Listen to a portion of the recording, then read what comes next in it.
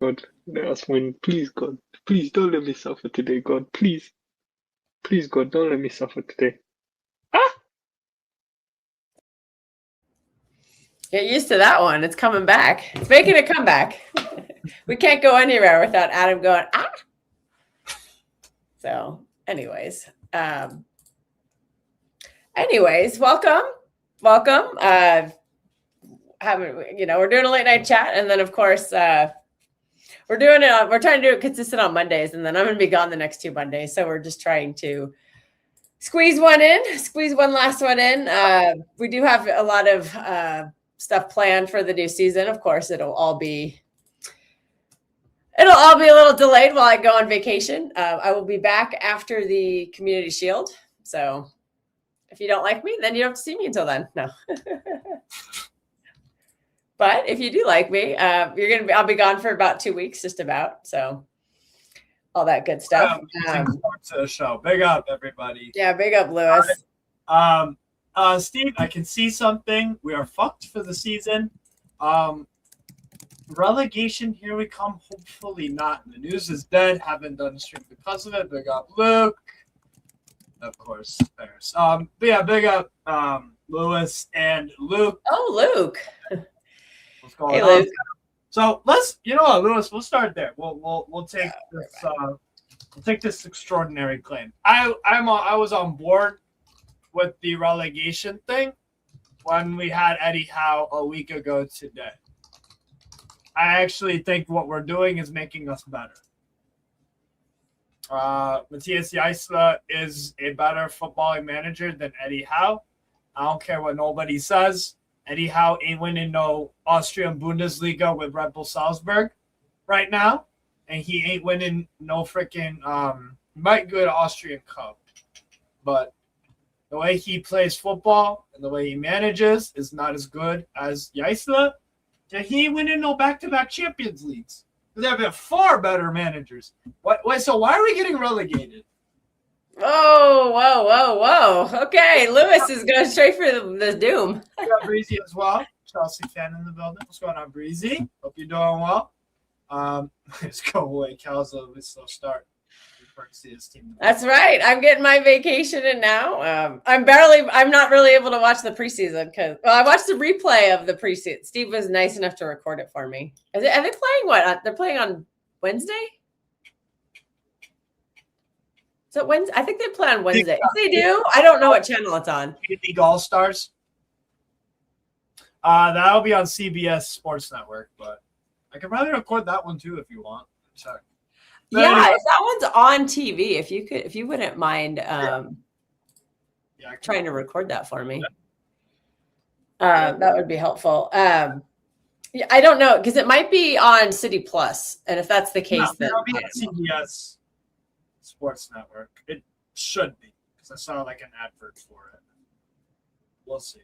But anyways, Lewis, if we lose Bruno Guimaraes, we'll start with the Newcastle stuff first, okay? I don't think we're going to be relegated. If we kept Eddie Howe, then yeah, I think we were done for because we were so fucking terrible under him. The whole squad got used to losing. I'm not worried about that anymore because we're not going to have that current squad. We're going to have a whole new starting 11. Because Joelinton wants to leave. Bruno Guimaraes is as good as gone. I don't really care. You think so? He just showed up to training. I heard that Arsenal are being cheap with the fee, or do you think that eventually Newcastle will just cuck? It means nothing. It means nothing that he showed up for training. It means nothing. Maybe he'll talk with the new gaffer, Matthias Jaisla. Maybe, but I highly doubt he's going to. Look, he wants to leave. I don't begrudge him for wanting to leave. Arsenal gotta fucking pay up, and apparently there's been a fee agreed and all that. This saga's mad annoying, and it's more annoying to deal with from the Newcastle side of things. It's like, dog, can we just fucking sell him or not? So Arsenal, I don't know whether they're being cheap asses or I don't know what's going on. And by the way, I just found K-League All-Stars Man City thing, and I can record that. So there you go. Okay, cool. Yeah, because I think it's on Wednesday. So 7 a.m. it'll be at 4 in the morning. So when I wake up at 7, I could just turn it on, which is what I did on Saturday. Because I can't wake up. I'm not waking up at 4 in the morning for a preseason. I'm just not going to do it. It's just I could barely do it in the regular season when we're doing the watch-alongs, and that's fair. The only thing that kind of allows me or makes it happen, because if it's a meaningful game, then I just can't. I can't sleep. It's just what it comes down to. That's fair. So Arsenal offer 65. Have they? Like, I don't know what to believe and not to believe anymore. And I think we'll get like 85, 90 for it. I think Arsenal will eventually pay up. They just piss assing around for whatever reason because they try to be cheap. They're trying to lowball us. I don't think we're gonna let them go if they don't pay us what we want, because I don't think we're gonna do this whole. Look, we got really good money for Isak. We got really good money for Tonali. We got really good money for even someone like what's it called? Gordon. Amazing money for Gordon. Holy shit.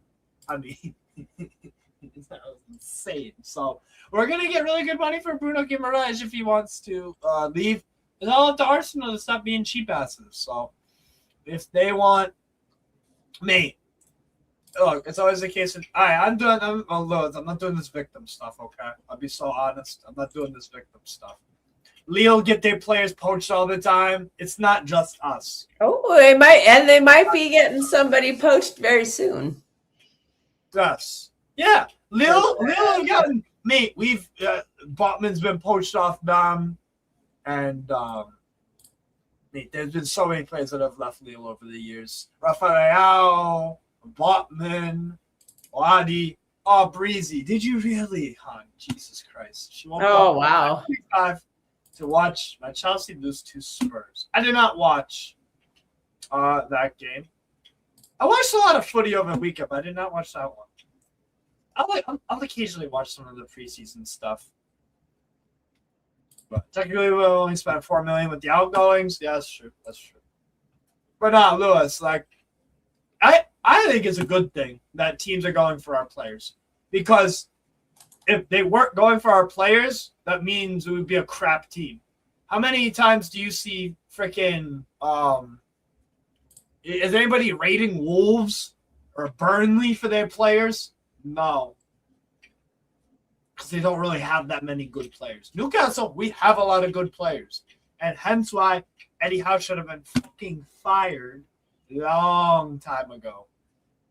At the beginning. Charles, do you think it is poor on Eddie Howe that he is resigning, I don't know, 3 weeks before the Liverpool game?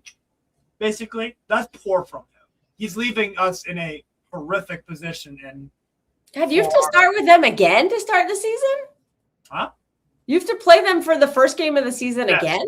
Yes. What the hell is up with that? I don't know. That is so weird. Because they're trying to force the Isak thing. They're trying to force it. Let's see if the Pussios fit. You never know. We'll see. But we're going to beat them anyways, so it don't really matter. But it was a waste of time. I should have slept. Yeah, that was how dude, when I watched that City City Inter game, I was like, yeah, I'm glad I didn't get up for this. That's fair. We'll definitely get to your game in a sec. But yeah. It is going to be a very emotional game. Liverpool at home, because obviously Kevin Keegan passing away. Actually was part of a lot of English teams' legacy, most notably Newcastle United as a player, and with Liverpool as a player, and Hamburg. So should be a lovely tribute for that. You're right. It's gonna be a big occasion, bro. I'm excited about it. I'm excited. With Eddie Howe, I wouldn't have been excited about it like that really at all. We'd get smoked like 2 or 3-0. So, with the Isla, we're gonna beat their ass. So it is what it is. They're just gonna have to deal with the whole Mel for first time in a while. So I don't want to be Liverpool. They ain't even doing much in the transfer market. We've done more than them. Actually, they have done I pretty think much their nothing. transfer window. I think their transfer window has been dreadful so far. I think you guys have been very underwhelming. I think Man United has been extremely underwhelming. I think a lot of teams have been very underwhelming. For as much of a shakeup as Newcastle have had, I actually think we've had actually a really good window. We got rid of the manager left. That's the best signing we've made. I don't care what nobody says. The best signing we've made is the Cubs hit a fucking home run on the Dodgers, 4-3. Well, I don't like the Dodgers, so sorry. I don't like the Cubs either, but the Dodgers are my Sunderland. The Dodgers are my Sunderland. The Dodgers are my Manchester United. The Dodgers are my Real Madrid. I hate the Dodgers. And baseball is actually colluding with them right now, which is blowing my mind. That's why they're losing. Good. Let's hope so. Yeah, everybody's moving in silence. Hey, big up, Governor. No, they're not. Good morning, Governor. Hopefully it's not too. Hopefully you're having a nice day in Australia. I don't know what part of Australia you're in, but that's your business. If anybody wants to find Governor, it's a big continent. No, Kel, do you think it is poor on Eddie Howe that he's leaving 3 weeks before a season starts? I think that's extremely poor of him to do. I am surprised he waited this long. Why are you waiting until preseason to say, nah, I'm out? Like, you could have given Newcastle, like, if you wanted to leave, do it before the World Cup. Yes. Keep stalling the Bruno G deal. Yeah, facts. Big up, Lewis. Yeah, thank you, Lewis. Yeah. Oh, you're up in Queensland. Ooh, that must be nice this time of year. I went to Cairns when I went to Australia, so I've been to Queensland. Nice. So, well, only to Cairns, but. Anyways, you were saying. I really like Cairns. Yeah. It was nice. I went in August and it was 28 degrees. Perfect. When snorkeling, I loved it. You're saying about Eddie Howe should have left. Yeah, like if he just decided, if he's gonna go, if he was gonna go, like go earlier so that the team has a bit more time to like find the replacement. Luckily, you did find a replacement, but it's just weird to have waited that long. Like, why wouldn't you just go like a while ago? After the last game at Fulham. Yeah, why wouldn't you just go then? It doesn't. That was when Bruno literally he subbed himself off, and he had a manager. Like, it was done then. Anyone with a brain, if you were watching that game, I know you were watching the Man City Villa game. Telling you, if you would have watched. Whoa! That was a cry along. Yeah, I know. I was not watching it. I was just crying the whole fucking scream. Yeah. So I'm saying, if it was an alternate dimension and you was watching that, you could have seen. You don't even need to watch Newcastle. You could have seen, that brother's like losing his mind on the man. Lewis Hall not being played. Like, this is madness that he's taking this long. So I'm glad he's gone. I'm thankful for what he did, but I do not feel the same warm, fuzzy feelings about Eddie Howe like some of our fans do. That some of these brothers view him like a god or something. I'm pissed at the guy still. I'll be so honest, because I think he's leaving us in a very poor state, and I think he's leaving like a bit of a state. Yeah. I think exactly. Why didn't you walk at the end of the season? Or walk before the World Cup. Why would you wait until, let's do a preseason game? And then we'll just be like, yeah. And, the team has started making signings for him. And now it's just like, psych. Yeah, like, I just don't get it. We get thumped by Bristol City. And now you decide to walk. Now it's time. And drawing to 4th Division, Gateshead, 1-1. And it was the goal we scored wasn't even from open play. And we beat Darlington, a freaking like a 5th or 6th tier team, 3-0. Those are our preseason results. You getting bitch slapped by Bristol City and drawing with Gateshead. You're beating a non-league. Bristol City, are they still in the championship or did they get relegated to the championship? Oh, they're still championship. I didn't know if they got losing 4-1. Never. So, I'm super excited about Yaisla. I think we can finish like 5th. To be honest, I think we hit the Premier League by complete surprise. We have a lot of I think we've recruited really well, so I'm excited about it. Breezy wants to know how you're feeling about Maresca, and we can transition to that briefly if you want to talk about the Man City Inter game. What did you like? I liked the setup. I like the double pivot. I think we just have been needing that for a long time. I think there is an issue. Even when Rodri was like unplayable, you could tell he was getting tired, asking to cover all that ground. That season Kovacic did kind of help him a little bit towards the end of the season. But I think it's very clear Kovacic is not the answer to that. But I think City signed the answer to that, which is Elliot Anderson. Kid can run. He can defend. Because one thing everyone's like, well, Kovacic was doing fine. I'm like, watch the first half of that game. Kava was terrible. Like, he wasn't good at all. Him and Tijani Reinders, I never want to see that again in my life. That was terrible. But same setup, did not change the setup whatsoever. He just changed who was in the middle, and we look light years better as a team in the second half of that game. I love it. Yeah, I think Luke is right here. The wingers are back. And I loved Semenyo on the left. Again, I think we're having this big problem at Man City. Nobody wants to play right wing. Everybody, when you put them on the left wing, just does infinitely better. Semenyo looked amazing as a left winger. I thought Savinho was very good in that game when he played on the left. Nobody wants to play on the right. And I don't know why Jeremy Doku doesn't play on the right, because Jeremy Doku is right-footed and he's a good crosser. So I don't know why we're having him cross from his left foot or on his weak foot on the left-hand side when we could have him cross from his strong side. So I'm interested if that will kind of develop over time. Plus, we signed him as a right wing. So I am. I was very encouraged from what I saw. There are some issues of concern. I am a little nervous about being able to play full Maresca ball because I don't think that our keeper is able to play the way that the manager wants to play. As great of a shot stopper as he is, I think it's clear that he made some borderline, like some just very, very basic things. Just like, come on, man, you've been playing for 10 years. Like, what are we doing? So that is a long-term concern of mine. I love the pivot. I love the wingers. I am a little unsure where Turkey and Foden are where a 10 is going to kind of fit into the setup. How did you think Foden did? I did not notice Foden in the game. That was a little shocking to me. Why was that shocking? I thought I'm ready for Foden. That's why, and he just wasn't in the game. I'm like, do something. Like, come on, go. Like, you've been sitting all summer. All these guys who are playing behind you playing the World Cup. Like, do something. And he just was kind of there. So, but again, it's just one game and it is preseason, so I'm not going to put too much credence into it.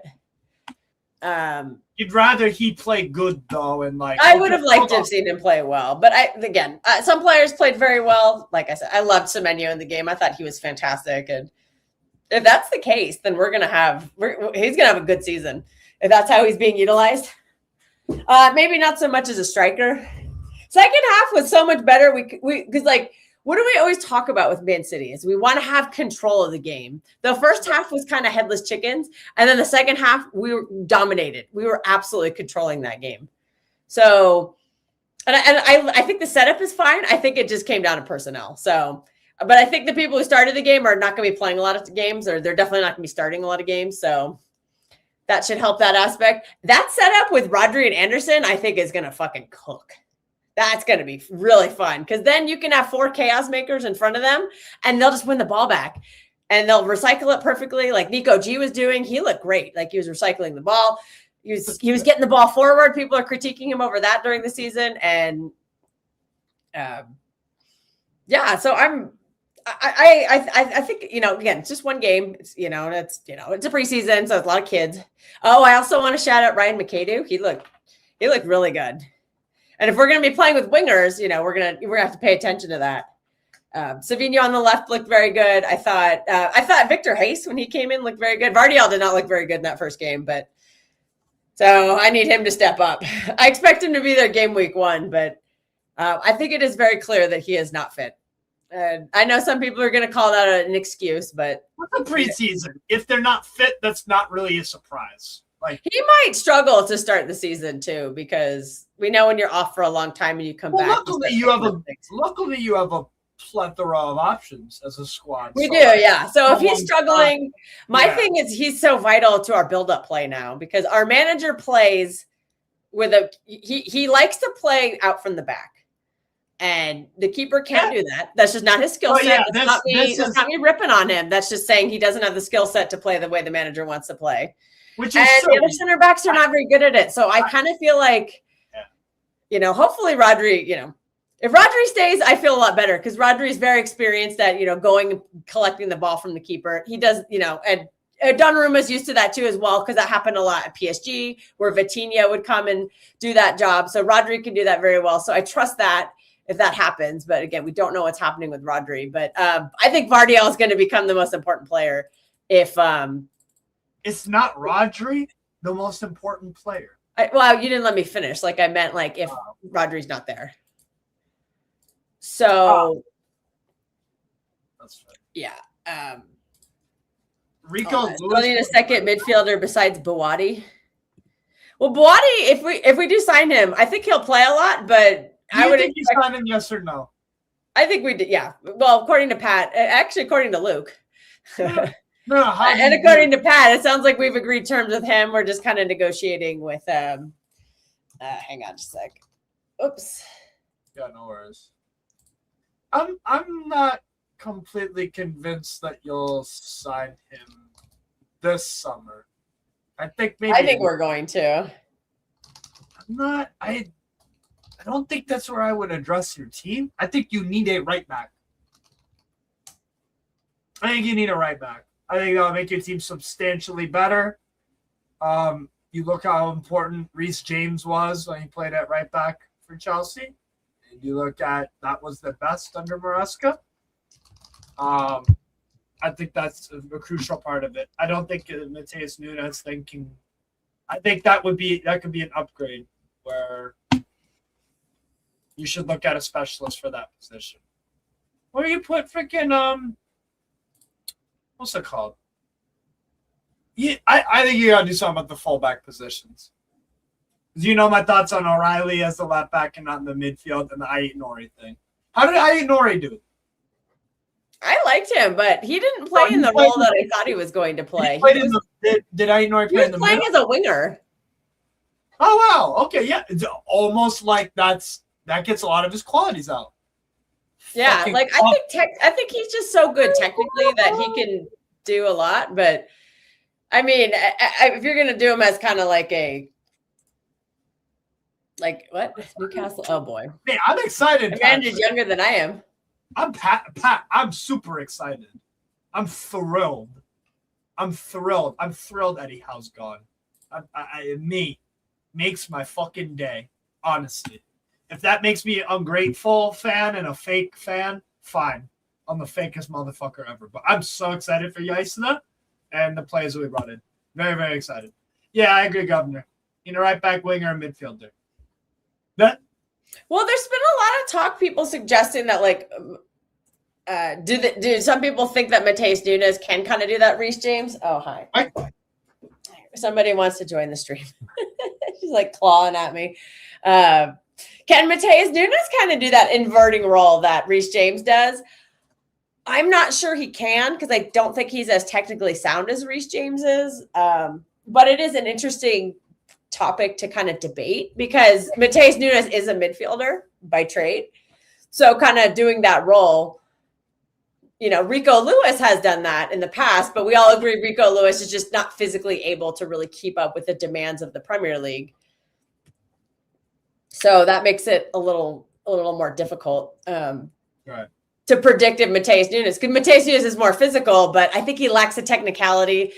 And I'm just going to say it. I just don't think he has the same awareness in the midfield. And also I think Rico Lewis is very intelligent in the midfield. He was really showing his quality for me in the second half when he moved from right back into the midfield. I just don't think Mateus Nunes has ever shown that kind of ability in the midfield at Manchester City. But again, he's never really had the chance. So can that be developed? Maybe. So I'm wondering if some people do kind of think that Nunes could try that Reece James role. And if not, I wonder who. I think what'll happen is it won't be on the right side that they do it. I think what'll happen is he'll just start doing it from the left side with Nico Riley, who I think does have the levels of technicality. Maybe not quite the intelligence. I think Aït-Nouri could too, though. I think I agree. Yeah, I think Aït-Nouri could as well. And I even wonder if they would flirt with Vardiol kind of doing the Stones role where it comes to the center back. Yeah. So I think there's a lot of possibilities. I would say Diaz would never be able to do that role. We saw what a disaster Akanji was at that in the 4-peat season. I don't want to try that. I don't think Husanov is able to. And you could potentially, maybe Gehi could maybe, probably not, but it's an idea. I think Vardiol is the only one. No, Gehi, no. Gehi, yeah, I don't think he's quite there yet. No, not an inverting thing. No. That's fair. How did Echeverri do? He looked fine. I wasn't really paying attention to him. I will be honest, I wasn't really paying attention to him. Who stood out in the game for you guys? Definitely Semenyo in the first half, and then in the second half, Nico Gonzalez, Ryan McAdoo, and Victor Hayes. Nice. I also thought Mafuni looked quite good throughout the game too. Seven Mafuni, he's an academy lad. I thought he looked very solid at left back. And when Aït-Nouri came in, he just kind of carried it on. Slightly different than, he was more further back than what Aït-Nouri ended up being much further forward. Yeah. So a little bit of a difference there. But I liked what I saw from Mafuni. And I know City have this looming crisis of academy trained players because we needed quotas for the Champions League. So I really wonder if somebody's going to end up sticking around. Who's a homegrown academy player? Because right now it's just Phil Foden and Nico O'Reilly. Rico Lewis is one of them, but I think a lot of people expect him to leave. You're going to have to because Trafford's going. So yeah, Trafford left. So yeah, we had 4. Our 4 last season was O'Reilly, Foden, Rico Lewis, and James Trafford. Pat, speak for yourself. Why are you sleeping? I don't know why. Yeah, exactly. Yeah, there you go. Congratulations, you played yourself on that one. You played yourself on that one. Anything you noticed about Inter? I'm gonna be real. I was not paying attention to Inter Milan. So they didn't do anything good, or nothing. I was just literally laser focused. I was hyper fixating on City. You didn't notice. I did think that. Okay, I'll say this. I think in the first half they were doing a very good job of getting us on transition, being direct. Yeah, being direct, easily cutting through our midfield. That was pretty apparent. So yeah, they were doing very good for that. The second half they kind of didn't really do it as much. Maybe I don't know if it was because personnel changed or maybe the tactics. They're just yeah. I thought and I think they were a bit fortunate on that goal. I thought that was very poor from Vardiol. That clearance was terrible. It was 3 or 4 errors on your end. Yeah, Donnarumma, I think could hold the ball a little tighter, but I'm not going to blame him for the goal. I think Vardiol, that clearance was just god awful. So if I have to, I got to blame someone. The blame game, I would say it's probably more Vardiol's fault. And I have to be fair because everybody's like, oh, you just love Vardiol and you just love him because he has a sexy beard. Mateus loves to say that to me, but I point out is, you know what? I called him out, man. I called out. He struggled, and I called him out. So, but then when I say it's because I think he's not fit, that's an excuse, apparently. Well, it's all according to Mateus. Shout out Mateus, our favorite grumpy match-going fan that we have here on the channel. Facts. No, it's not an excuse. It's preseason, I'm sure there were some Inter players out there that weren't looking super fit. Some of them, it is what it is. But just hoping Stones didn't speak fluent Italian when he got there. Yeah, I see Akanji didn't play. Wasn't in their squad. Sucic didn't play. The fuck? Yeah. Fairs. Okay. All right, Fairs. You got K-League All-Stars at Atletico Madrid. I think you'll be watching one of them on rerun, the Atletico Madrid one. What are you looking to see in those? I would just be interested in just kind of inserting more first teamers in. I know Ruben Diaz is back. I don't know if he'll be ready to start a game yet, but maybe to see him. I would like to see. We did sign a winger this summer that most people were not really aware of. It. He's 16. His name's Jeremy Manga. I would be interested in seeing him get some minutes against the K Stars. I think K-League All-Stars. So that's something different. I don't think Turkey's back, so that probably won't happen. I'd be interested in seeing because based on the midfield that's here. All right, see you, Luke. Thanks for tuning in. We'll be on tomorrow if you guys are up late tomorrow. Shameless plug. Jorge and I are starting a new show tomorrow. It's a Ligue 1 podcast, so it'll be on the second channel. We'll just be so Luke, if you're around, you can come listen to that one in the chat. Give us some support. We won't be talking Ligue 1. We won't be talking Premier League or Man City or anything like that. We will be talking about. So the first episode is just going to be like an introductory episode. So we'll we'll do more content closer to their actual like discussion of Ligue 1 towards the thing. But we're really excited for it. So that's the shameless plug. I just wanted to say that to Luke before he went to bed. I'm like, Luke, tune in tomorrow. Self-promotion. What are you going to do? I'm actually kind of interested to see if we're going to stick with the same midfield, because obviously Rodri's not going to be back. Anderson's not back. So we'll probably have the same group to delve from. I'd be interested in kind of seeing Kava and Nico G playing together. I don't know if the stinker of the two of that setup. I don't know if that was more Tajani being a stinker, because he just does nothing off ball at all. Nothing. And Kava is quite poor if he's by himself. Would I sign Caicedo? No, that isn't. Well, I love Caicedo as a player, but for me, I already think that Bouaddi and Anderson is a very similar profile. I think if you had Bouaddi, Anderson, and Caicedo, that is redundant for me. That's too much of the same. I think Bouaddi and Anderson the same profile. I said similar, not the same. No, they're not even. No. All right, you would know better. You've watched two of them more than. I don't think so. Who cares if they're too young? If they're good or not, if they're good enough, they're old enough. Yes, Bouaddi is the real deal. It's very much the real deal. What stream did we That was weeks ago, but no, I don't think they're the same at all. I think there's I think Anderson is, they're both technical in their own ways, but I just think that they're more focused on defending. They're not. I don't see either of that. I'm looking for when I want like a contrasting set of midfielders. I want somebody who can dictate the tempo, who can spray those passes forward, the line breaking passes. And from what I've seen, I've just not seen a lot of that from Anderson or Bouaddi. Anderson don't do that. See, yeah. So if he's not doing it, then Bouaddi has to do it. Would you say Bouaddi is a specialty at that? Like, is he elite at that? All right, then I'm off my rocker. That's fine. I do like Bouaddi. I think he's a very good player.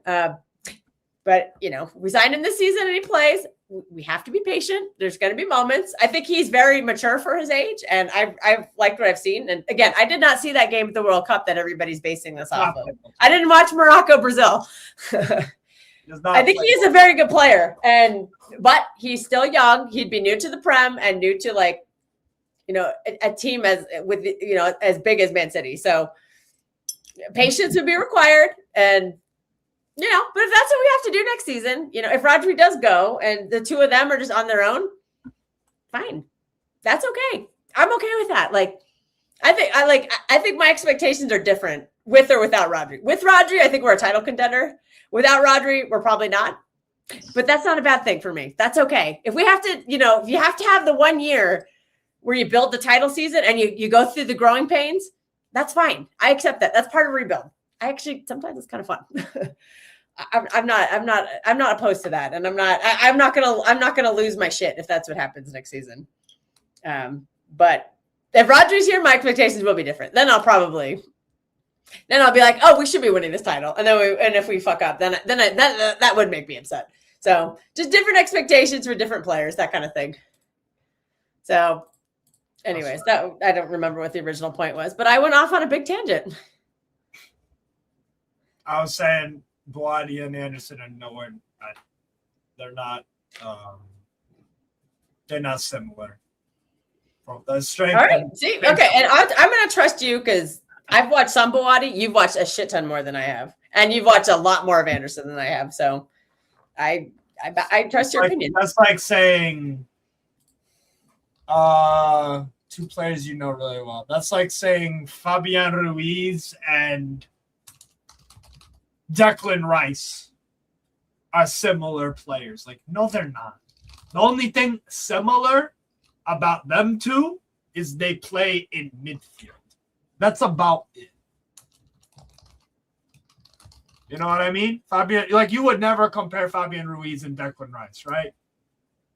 That would just make no sense. It's like no. I would not, but I think those two profiles kind of complement each other.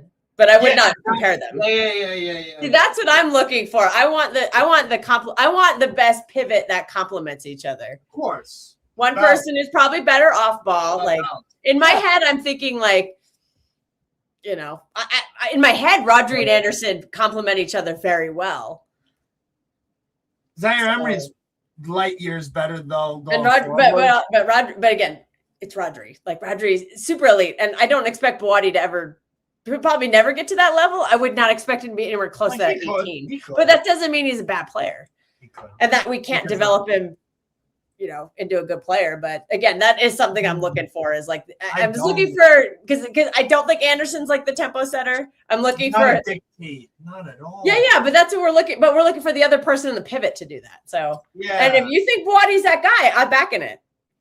Yeah, and maybe he doesn't develop into it this season. Maybe it takes a year or two. That's fine. That's part of rebuilding, and that's part of bringing in a young player and developing them. Like you can't write him off after one game, you know, or a couple of games. You know, you have to give them time, and when you're 18, you give them more time. You know, you probably wait till they're 20 or something like that. But based on what I've seen, he looks, you know, for his age, I think he's very good. And if we have to go into a season with Rodri or with Anderson and Bouaddi as my pivot, I'm cool with that. Yeah, I'm cool. Yeah, but then again, this is where data comes into it. So are we saying that Bruno Fernandes is a top 10 EPL player of all time? Because his data suggests that. No, we're not. You can't do the according to Mateus, stats are not allowed. It's not that it's not allowed. It's just you're gonna. That's an inside joke. That's an inside joke. It's just data. If you go with the data all of the time, you're gonna have to acknowledge stuff that makes you really feel uncomfortable. That's all, right? Scott McTominay he scored more goals in his career than Xavi, Busquets. Data is factually proven. So does that mean he's better? No, but. You're looking for a goal scoring midfielder, then yeah, you'd be like, oh, well, he's better. So it is what it is. I think older, more experienced midfielder needs to be signed as well. Sizable amount of quality. Who cares how old they are? Fabian Ruiz is how old? 31. I think I'm wait. What? I'm winging it. I am a little distracted. I'm working in the background, so apologies if I'm kind of buzzing in and out. Usually during this time at work, nothing's going on, but today something just happened too. So, right. This experience stuff is. I think it's super. I would not freak out if Bouaddi was playing. If he plays heavy minutes next season, I'm cool with that. Like that's about have a year where you learn. And we'll probably struggle, and we might win nothing. Did Morocco? Again, that would be okay with me. I'm not going to cry about that. Did Morocco and Lille suffer because Bouaddi played and started like majority of their games? No, they did. No, Morocco made it to what, the quarterfinals? Yeah, they were very good. They had a good World Cup. Yeah, but I don't know. the Bouaddi thing, like, so, all right, on a scale of 1 to 10, how likely is it that you sign him, you think? Bouaddi? I think it's probably like an 8 or a 9. 8? 8 or a 9, yeah. I think it's So done. 8.5. 8.5. Okay. All right, 8.5, sure. Okay. Wait. This is an interesting Anderson and Bouaddi. When I look at Bruno G and Rice, I'm like, that to me is redundant. I think that's a bit redundant to me. You mean? I don't know which one. Well, do you think Bruno G is an elite tempo setter? No. Does he set the tempo at all for Newcastle, or was that more of Tonali's role? Definitely Tonali. Okay. Oh God, what is my cat Not a doing? doubt Tonali. Okay, and then we agree Declan Rice is not a tempo setter. So who's going to run the game? They don't do tempo so setting. who's running the game for Arsenal? Nobody. No one? No, literally no one. Okay, Yeah. so that's why I don't like when I look at this Did anyone run they feel like the same profile to me. I think Bruno G is a lot more technical. Won the league, and they still won the league. That's the issue. Well, no, because Zubamendi was their tempo setter for most of the season. Yeah, but he was not good. Well, they won a lot of games when he played. I know his form fell off at the end of the season, but you can't just dismiss like the first 6 months of the season when Zubamendi and Declan Rice actually. I thought that worked pretty well. Oh, hang on, sorry, my cat is doing something. Yeah, that's fine. Sangare from loans is one of the best signings for Brentford. It's an incredible signing from Brentford. He'll go for 90 or 100 million next summer. I almost guarantee it. The kid is outstanding. Sangare from loans is very good. I think, yeah, that could be a better pick than Bouaddi potentially. Better than Anderson, too. So, do you think Manchester City will sign a third midfielder against Fernandez? Yeah, they set that tempo, but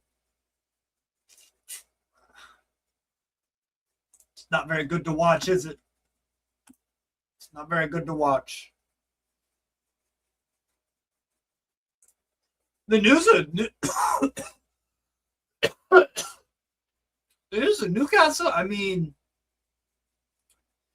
do I think Lewis Hall stays? Yeah, I don't think Man United ain't paying up no fucking money for Lewis Hall. Not a chance. Not a chance in hell. They're broke as fuck. They are not going for Lewis Hall. They're not going. Oh my God, what a rough spell! That was a rough sequence right there. Yeah, Declan Rice again. What? How does Bruno G improve like some of Arsenal's build-up? Way better than Zubamendi. This is way better. See, I think Zubamendi's better off on the ball than he is off the ball. Mate, Bruno Guimaraes is much better than Zubamendi at everything football. Everything. All right. Everything. I think they're too similar. You know what I think Bruno G is? I think they know that Declan Rice is probably gonna something's gonna happen to him during the course of the season. Because you know what he looks like? He looks exactly like Rodri did after Euro 2024. Yeah.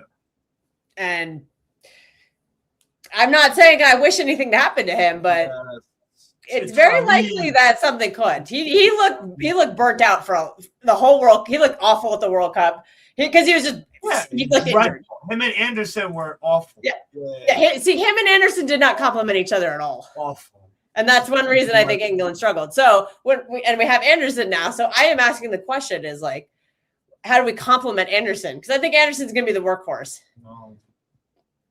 Do you rate Rice? Oh, I rate Anderson over Rice. I don't rate Rice. He's a center back playing in midfield. Mate, he's not a good footballer at all. I don't rate the guy. Sorry. At all. This good defensive work. Mate, he can't play football. England can't play football. A lot of them English players, they can't play actual proper football. So no. I don't rate Rice over. Hell no. Yeah, Rice is a much better version of Rice, and especially going the other way. RC Lens replaced Sangare with Yacine Titra. Speaking of Sangare, that is a great signing for Brentford. Amazing. That guy's a baller. He should have gone to you guys or somewhere. They're gonna sell him for 90 or 100 mil. Easy. He'll be at a top club very soon. But yeah, Yacine Titra. Yeah. Brentford is his first step though, but he was very good for Lens. See, and these are the kind of talents we'll tell you to watch out for on the League On podcast. Titraoui, the Algerian, he's brilliant. That's a great signing for Lens. Lens had a good mercado, a really good market, so I'm impressed with them. We'll get Rodri wants to come back to Madrid. We'll see. I think the stance though is going to be the same for any player. If you would like to go, we set the fee. You give us the fee, you get to go. Julian Alvarez gave us the fee. He got to go. Bernardo Silva did not give us the fee. He did not get to go. So City are pretty open about that. If you pay the fee that they deem a value for the player, they'll let them go. I don't think Madrid will pay it. That's my gut feeling. So my gut feeling is Rodri goes home next season, next summer. I do not think Real Madrid will pay the fee that is required. And City have the right to demand. I personally think it should be a minimum of 100 million euros based on how important he is for our team and how his profile, like he's Ballon d'Or winner. He just won best player at the World Cup. Like you can ask for a lot of money for him. He's like the heart and soul of our team. So if you're going to come take our best player, you pay up. I would personally prefer not to sell him. I would prefer he stays because part of a transition is you transition. You have the new play. You have a Rodri help transition Anderson and Bouaddi in, and then he will transition out of the team. That's how you do it. That is something we failed to do last season, and I'm a little nervous about that. Because if you know someone's going to leave, you don't just run them ragged. You transition them out of the team, and I think we failed to do that last season with a certain player. And we will see if that affects next season. Maybe not because we signed a brand new midfield, so maybe not. But I still think players we had on the books who are still here could have benefited from some of those minutes. They could have benefited, develop. Yeah, that's fair. I don't believe this. No, there's nothing that Rodri has ever done to make me indicate that.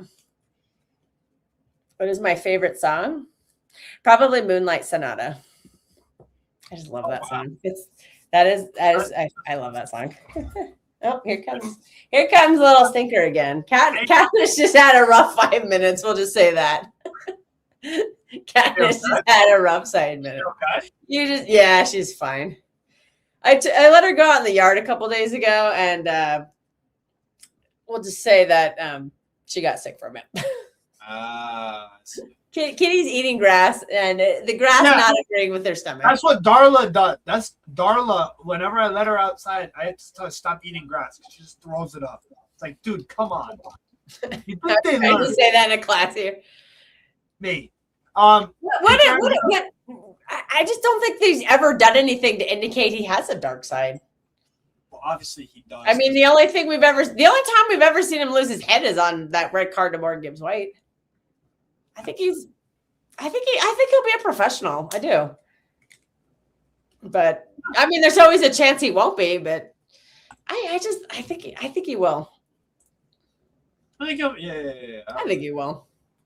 In terms of Miguel Hotz to Paris Saint-Germain, they bought a Belgian Harvey Barnes. That might be a good thing to some people, or it might not be the most flashy, but like fundamentally, Miguel Hotz, good footballer, not an amazing dribbler, very good technically, very good finisher for a winger, for sure. I think he'll be best used as like a false nine sort of thing, like a Pedro possibly. I really like the side for PSG. I think he's an upgrade on Bradley Barcola. PSG have done very well with that flip with Barcola and Miko Holtz. I think they've done great. I think he'll outscore Barcola from last year. That's a good set. Hey, giving Enrique someone like Miko Holtz, good stuff. Good stuff. So I think it's a good signing. Why are you done with Pev? So why? I don't Yusuf. I don't understand. You're done with Barcelona if they get what? Vangelis Pavlidis, the Benfica Greek striker who I really rate. So he's gonna. Why would you be done with the club for signing a player? A really good striker. I don't know. What are you looking for, Osimhen? Or you just got your heart set on Alvarez? Yes, that's what it is. Yes. Yes. Well, then your problem is with Atletico. It's not with because Atleti aren't going to sell to you. That's not your club's fault. No. They will. Actually, they kind of is.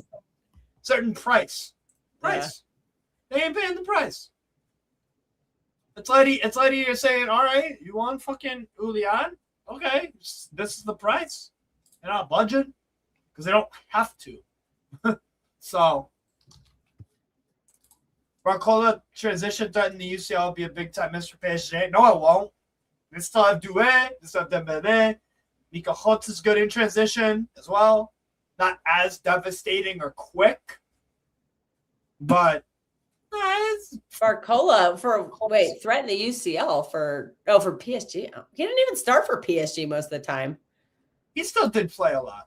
See, this makes no sense. If you want Marmouche, you could probably get him for 50 million. I think we just want our money back on him. How many left forwards do you want? Honestly, you put in a bid for 50 million. I think we would accept that. Of course, I'd take Julian Alvarez at Newcastle. Never coming. He's never coming to England again, bro.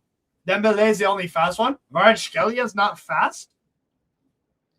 What are we doing, people? Desiree Doué is not fast. Nate, that whole PSG team is fast. All of them.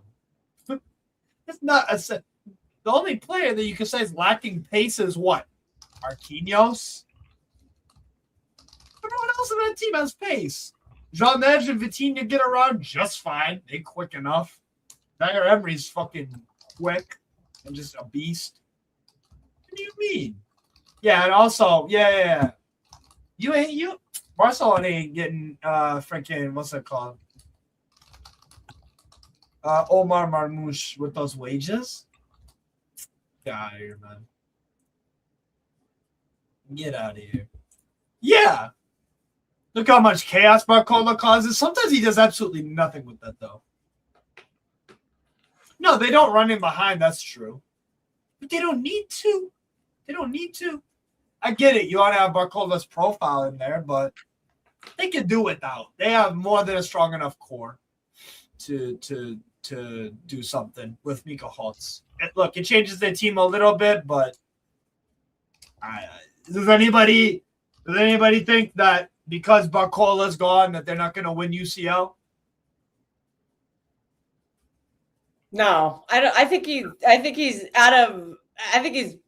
like 6th or 7th in terms of like who they're important. No, he's like way down the pecking order on importance of player. Like Dembele, Kvaratskhelia, Vitinha, Neves, Doué, Zaire Emery. That's Fabian Ruiz. The right back. Hakimi, the left back, Nuno Mendes. Like those are way higher. Yeah, Barcola's like a bench player for them. And the only reason he plays so much is because Dembele's injured all the time. Yeah, Kvaratskhelia had some injury issues. Yeah. So most of his minutes, I think, were coming from injuries. So he probably should leave PSG. They don't need Barcola. I don't rate Barcola that highly. I mean, he's better than Savinho, but is that really saying that he's much? Not a right. No, I mean, he's better than Doku. Right. I mean, he scores more, but he is extremely frustrating. He's like Savinho, where he does everything right except the final third. He does convert a few more than Savinho does, but based on how many chances he gets, I'm like, bruh, you should be scoring 30 goals. And he scored like 11 or something. I'm like, it's just not really. I mean, I'm not saying he's a bad player. I think he's a good player. That's it. And good players are unfortunately going for 150, 120 or something like that. And I'm like, that to me is just not. It's not good. It's not. It's PS. Look, even the Prem, even the Prem-tard club, even the clubs have become Prem-tarded. They themselves have become brainwashed and infected with rot in their heads that they can only buy certain players and they can't take risks on players from Belgium or MLS or the Greek league or Morocco or wherever. Like, Breeze, this is it. There's no reason why you guys should have paid $117 million for Morgan Rogers, one of the most inconsistent players in the league. Mate, there's no chance in hell. One of the main discussions of next year with Chelsea, Kels, I'm gonna see if you can remember this, okay? Kels, next year, one of the biggest talking points with Chelsea is going to be, why isn't Morgan Rogers good? He's going to go months without playing a good game. Because guess what? That's what he did at Villa. Yeah, that's true. Rubbish. Oh, wait, what was this good question? For like long stretches of time. He's not. Did I see the Pope Grealish to Athletic? No, I did not. No. Was that in the Athletic? I have not. I have not looked at the news. Governor, send us. He's mad inconsistent. I know. So Chelsea are going to be banking on the fact that like one of them needs to be hot at all times, and Paul Palmer did the same thing last year. He disappeared for a while as well. So you have two players doing that. Javi a lot. Look, however, I will say this: if there is a manager to fix this and help them out, it is Xabi Alonso. Right? If there is going to be anyone out there, he is a very, very good coach. And what's it called? I think he could do very well. I think Chelsea could do very well, but Alonso, boy, you got to do your coaching, fam. You got to do your fucking coaching, bro. You're coaching. You got a lot of work to do. But he's capable. Rogers plays better with better players. He's not good for England. I don't think it was that good for England. I mean, he had the good cross on the goal in the semifinal, right, versus Argentina. He had the good cross to the goal. He didn't do nothing else in the game. Alonso is our only saving grace now. The experience of Jordan Henderson. Oh my God, Jordan Henderson in 2026. Like, Welbeck is cool. Welbeck is cool. Like the guy. Welbeck. Oh geez. He scores 13 goals. So like. # throwback. Like what are we doing? Yeah. Here? Bro, it's a better striker signing than freaking signing Højlund. Mate, honestly. Mate, and also Welbeck is What's your nickname for Højlund again? I forgot. Welbeck is better than Welbeck is better than Delap. Oh no, never mind. Never mind. I was thinking of Højlund and I'm like, oh wait, that's your nickname for that USA guy. Oh. Yeah. What's that guy's name? I don't even remember his name, thank God. At least that guy was nowhere near the World Cup squad. Patrick Ogby, the black. Ogby, yeah. Oh, brother. Yeah. That's our brother for United States. Yeah. But no, you're right. Alonso is their only saving grace. Like I said, he's a very good coach, so he's capable. Would have preferred John Stones and Granit Xhaka, but that didn't work out. Yeah, them two would have been great signings for Chelsea. Two would have been very good signings. Xhaka would have been a good signing. Definitely. He would have been a very and it would have weakened, and it would have ripped freaking Sunderland's stupid pussy-o spine out of them. They would have literally been fucked. Oh, that's why they didn't sell it. Much to Steve's chagrin. Chelsea, you men really. Oh, what up, Prime? What up, Prime? I just noticed Prime was in here. Sorry, my head's turned right now because I'm doing a work thing. Oh, Steve, your boy Giovanni Reina is coming to Strasbourg. Are you hyped? No. Steve was like, "This is dude." That was just hella random for me. Like when I got all shocked about that, I was like, "Oh, like what?" Dude, this is last chance salute for him. I wanted to work out so bad. Yeah. Why are you two not hanging out? Why are you two not hanging out? All right. Although to be fair, Prime did not come meet us in Dublin. Luigi Arena, I wanted to work out so bad. My dream is to have an American play for Racing and be amazing. I don't think that would make me so happy.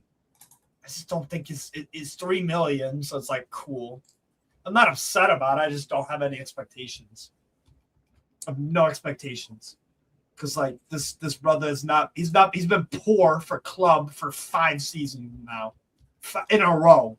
5 whole seasons you can't put in a good season. Not once. That's insanity. So I'm not hyped. $3 million, if it works, it works. That would be unexpected. Hence why he's going for $3 million. Yeah, it's a low risk. It's low risk. I don't know. It's hard to predict. When Giovanni is on form, he's a very good player. Kels, but he's had injury issues, and yeah. Kels, is he anywhere near the level of Enciso right now? No, that's the issue. No, but he has been in the past, but he just can't get it back together. 5 years ago. Yeah, exactly. So we know he can, but he's fallen off. It's like Foden. We know Foden has the talent, but he's kind of fallen off of a cliff lately. So until he can prove the form is back, it's hard to. It's hard to know how to. It's hard to predict what you're going to get. That's not me trying to rip on Foden. I don't know what we're going to get from Foden this season. Me, I don't expect nothing. And based on what I saw in that I know it's just preseason, but I'm like, that did not help quell any fears. I think he needs to go. I genuinely think he needs to go to a different club to rediscover it. I like, bro, go to Dortmund. Actually, no. Well, now you can't go to Dortmund because they just signed from Hank, the Konstantinos Karasetas kid, who's unbelievable. He's a Greek. He's like a Greek Cherokee, bro. He is. Yeah, come on, Dortmund. Saucy. He's saucy. Actually, speaking about Dortmund, I'll bring on Pat. Pat, you're trying so hard to get him with Prime. I totally spaced out that he was in London. He did give us really good advice when Steve and I were in Dublin. Prime get the Irish spice bag. Oh, so good. Kels, actually, before we need to freaking talk about what's it called? Champions League. Who do you want Man City to play? I need to see the chart. Okay. Do you mind pulling the groups up? Sorry, since I have to stare at this other screen for a little while, if you could just say the pot, say the teams, and then I'll say who because I know we get 2 per pot, so. Just start asking me here's the teams. Who do you want to play? I'm sorry, I can't look at it right now. That's fine. Give me 2 seconds. I'm sorry to be so demanding, but Pat's so demanding. That's true. All right. So, and albeit there are still 3 spots up for grabs between Viking, AEK Athens, Las Collines, Celtic, Olympique Lyonnais, NEC, Union Saint-Gilloise, Sparta Praha, Bodo Glimt, and Olympiacos. Also, in there is. Did you just add Prime? Yes, Prime is in the building as well. Big up Prime. So, anyways, out of these, okay, so we'll start with pot 1 so far is Paris Saint-Germain, Bayern München, Real Madrid, Liverpool, Inter Milan, Man City, Arsenal, Barcelona, Atletico Madrid. So you pick 1 home, 1 away out of that. God. So you can't play Liverpool or Arsenal. Yeah, I can't play Liverpool or Arsenal. You have the choice of Paris Saint-Germain, Bayern München, Real Madrid, Inter Milan, Barcelona, Atletico Madrid. I would love to play Barcelona because we've never played. Or home?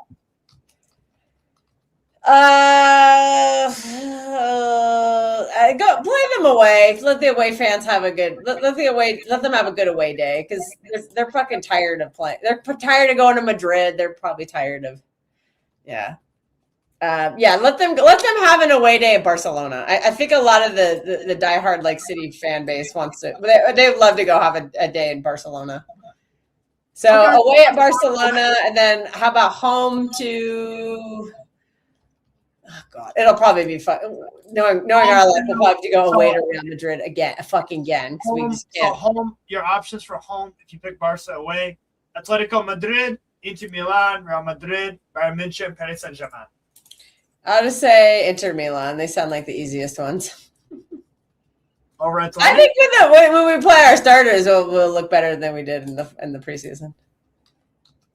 Yeah, I don't rate them. Sorry, Mo. I don't rate them that much. Also, shameless plug, Judge Monroe. Ow. Prime doesn't get to play this game because he's not in the Champions League. I get to play because I'm Bayern München. But yes, fairness. Part 2. Borussia Dortmund, AS Roma, Sporting Club de Portugal, Porto, Club Brugge, Real Betis, PSV. How about an away trip to Real Betis? Because that sounds really fun. Okay. Why not? It's a new part of Spain, get some more Spain. I'm sure everybody, okay, maybe that's a little overdone. Actually, wait. That, you know what? Never mind. I'm going to change that. How about an away day in, can you make that bigger?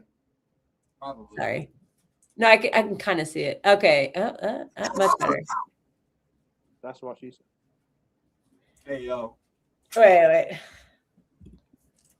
What did you do? I'm trying to expand my screen. Okay, never mind. Oh, just adding on. Free.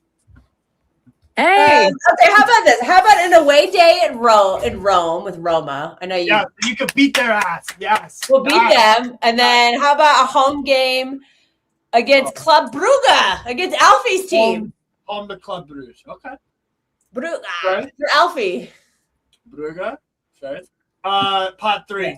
You got Feyenoord, Lille, OSC, SSC Napoli, RB Leipzig, Villarreal, Shakhtar Donetsk, and Galatasaray. Dude, away to Napoli, easily. Get the City fans two games in Italy. Go play Kevin De Bruyne in Italy. Damn. Even though I'm totally gonna say that I also want pot 4. They got flaws to the raid as well. Blah. But knowing our luck, it'll probably be like fucking Shakhtar Donetsk or RB Leipzig. God, we just can't get away from them. Who the fuck is Scott Hall? You must know this reference. Is that Michael Scott? Like Prison Mike? I have no idea. If you know, you know. Okay, wait. What about actually? You know what? We'll play Napoli at home, and we'll go to Feyenoord. Have an away day in the Netherlands. There you go. There you go. No. We played Napoli at home. We'll play him again. So we go, Kevin De Bruyne, not one more time. Wait, Cal. Although Lille would be fun, too. I wouldn't mind playing Lille. You need a home. That might be weird for Bouaddi having to play his old team. You need a home tie in the pot 3. One home, one away. Yeah. Away, I said Feyenoord. Because Netherlands, somewhere new. And then I'll just say Napoli at home. Just so the home fans can give Kevin De Bruyne another standing ovation. Okay. Isn't Kevin De Bruyne going into Miami? No. I don't. I know they were mentioning it, but probably. Those rumors were like shut down. Yeah. I don't know. Maybe, but whatever. And so far, we have in pot 3/4, we'll say Slavia Praha, VfB Stuttgart, Como, Lens are pot 4. 2 winners of the league path, which I think will be, unfortunately, I think it'll be Celtic. Ugh, So I think Celtic will be in there. I think Olympique Lyonnais will get through as well. Whoop. And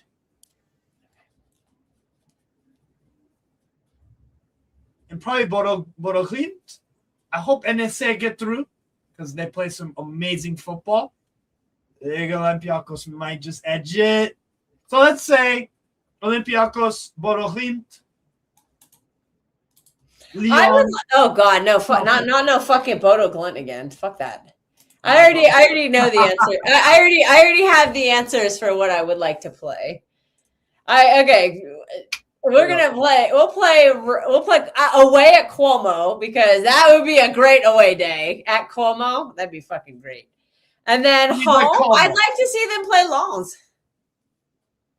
Okay. Give me some Ligue 1. I do not want to play Stuttgart because Stiller is really fucking good.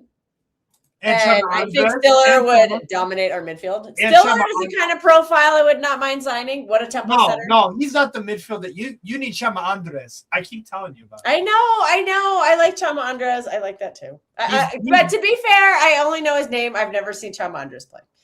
I have seen Stiller play. So I'll trust you on Chema Andres, but I personally have not seen him play. Fairs? So I will not rush into that one, but I have heard a lot of promising things about him. Yeah. The fact that I think he's still owned by Real Madrid is ugh. Or no, they have a buyback on him, right? Or something. But you know what? They've got 20 midfielders. They're not going to buy him back. No, they're not that smart. Of course not. You know why they're not going to buy him back? Because they just bought Bernardo. Basically. You lot are quiet over there, over in Chelsea. Well, Chelsea fans, they don't get to play this game because they're going to be. Which game are you going to watch on TV? Yeah, that's great. We have 2 Champions League. Hey, so yeah, I had to get a dad joke in there. Shout out 10. It was curiously not in the chat. Anyway, yeah, I only joined really because you guys were talking about Chelsea. So Okay, so what do you guys say? One of you wants to I go agree. I agree with the Rodgers. I agree with the Rodgers stuff because I was saying that last season that is inconsistency and he's not well. He wants the snow. This guy's a whore. This guy's a whore for white women. Flawless. Calling out your behavior. I'm calling it out. Oh my goodness. Oh, so Flawless has a type. Yes, he does. He's a snow bunny hunter. This is not a secret. This is not a secret, bro. Anyway. I'm on the spot. So you're saying it's a good thing I didn't see him in Manny? No. In Manny? Before you start. Maybe you don't. Jokes. Yeah. Anyway, calling people all whores is crazy. Well, at least he's not calling anyone's mom a whore. Anyways, okay. And Mudrik back. Yeah, Michaela Mudrik.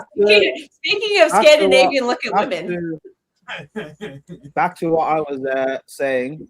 I agree with the Rodgers stuff because I even said that last year that he's extremely inconsistent and up and down. However, and I didn't want us to sign him. I would have signed other 10s. However, if this is what the manager actually wants, then I'm of the opinion of you back your manager. But it is interesting because we have been heavily linked to Rodgers for 2-3 years now. So is this really an Alonso signing or more of the same? I'm more likely to think it's more of the same, but apparently Alonso was able to change Rodgers' mind from going to Arsenal, so fair enough. I think Palestra is a good signing in terms of us playing a back 3. Lacroix, I think that's a good signing too. Welbeck, I think that's good. It makes sense. He brings real leadership in the squad, and also this guy still. I know he's 36, but he still scores goals. He does. Henderson, I don't like the signing. The fact that it's him per se, but when you look at what he actually will bring to the squad and what he's signed to do, I don't really mind it. People can make fun of Henderson all they want, but the guy is a serial winner. He's a serial winner. Not to mention, he was captain. He covered more of Liverpool. Go ahead. Oh, sorry. I was just gonna say he covered more ground last season for Brentford than anybody else in our team for Chelsea. Say Henderson, yeah. He actually didn't do bad. And Henderson. People, I don't even think Henderson is as bad as what people make him out to be. I still think he's a good player at this age. But regardless, this guy's a still winner. He was captain of Liverpool during their best ever period in the Premier League. Albeit this guy's that a was leader. Years ago, He's a winner. What do you say? Albeit that was years ago, but I take your point on work still. I mean, he left Liverpool 3 years ago, 4 years ago. Not that long. So, but yeah, it's a while. The guy is a leader. If you see the way people speak about on him. The guy's a leader, and he's brought into the squad not to play. He's brought in to actually bring leadership and guidance to our players. Because even though like Palmer and Reese and Caicedo and stuff, these guys aren't young anymore. They are experienced, but they are like mentally. We've seen over the years Chelsea can easily be caught out. A bad 10-minute period, and we can go from winning a game to losing it very quickly. So at least we're trying to improve on the leadership aspect of our squad. So I don't get why. I understand because people don't like Henderson, but I don't think us trying to fix the leadership part of the team should be getting hate. I don't get it. Wasn't that kind of something that Maresca had asked for as well when he was still the manager? And I think you and I had discussed it off stream one time about maybe that being a contributing factor to him leaving. Not just Maresca. Everyone's asked for leadership. Poch asked for it. Lampard, when he was interim, he spoke on the lack of like leaders in the squad. Yeah. So everyone spoke on it. So the fact that we're now addressing it, I like it. It's fine. We still need a left back. However, it looks like we've signed Pep Chevalier or whatever his name is. Chavaria. But I thought you were saying Pep, and I was like, I still don't like like the a fact Pep that regen? Pep I Chavaria. still don't like. No, the we fact tried that and he walked. I still don't like the fact that the best left back in the world left, but I understand that this guy's been wanting to go for a while. He didn't sign a new contract, I think a year ago, so fair enough. And my biggest worry with Cucurella and Enzo both leaving was, do we replace the experience in the squad? And we've done that. We replaced them with two real leaders. So, fine. I don't know. I just think with a lot of Chelsea fans are, especially with signing Rodgers and how we signed him, like hijacking Arsenal, quote unquote. Everyone doing the food chain thing. Like I think people are getting gas into thinking that we're actually going to compete for the title, and I don't believe we will. I think all of this that we're doing is nice, but we're still going to finish third or fourth anyway. So I don't know. We'll see, but honestly, I don't know. We'll see. I wouldn't give up on your chances. This could be the most wide open the Prem is in a while. And I think because you're not in Europe, I think Xabi Alonso is going to get a lot more time to like coach his system. And I could see in the second half of the season, maybe Chelsea going on a run. And depending on how the other teams kind of fumble, because the other teams are probably going to, make deep Champions League runs, and they'll, Arsenal already have fatigue issues, Liverpool have a new manager, City have a new manager. I feel like there's a lot of change. Every team has an issue, and Chelsea could potentially slide in there. No, I think that doesn't equate to a challenging. I spoke to me. I'm not saying it will. I'm saying it could. I spoke to Don C about this a week ago. All the other challengers to Arsenal have big problems.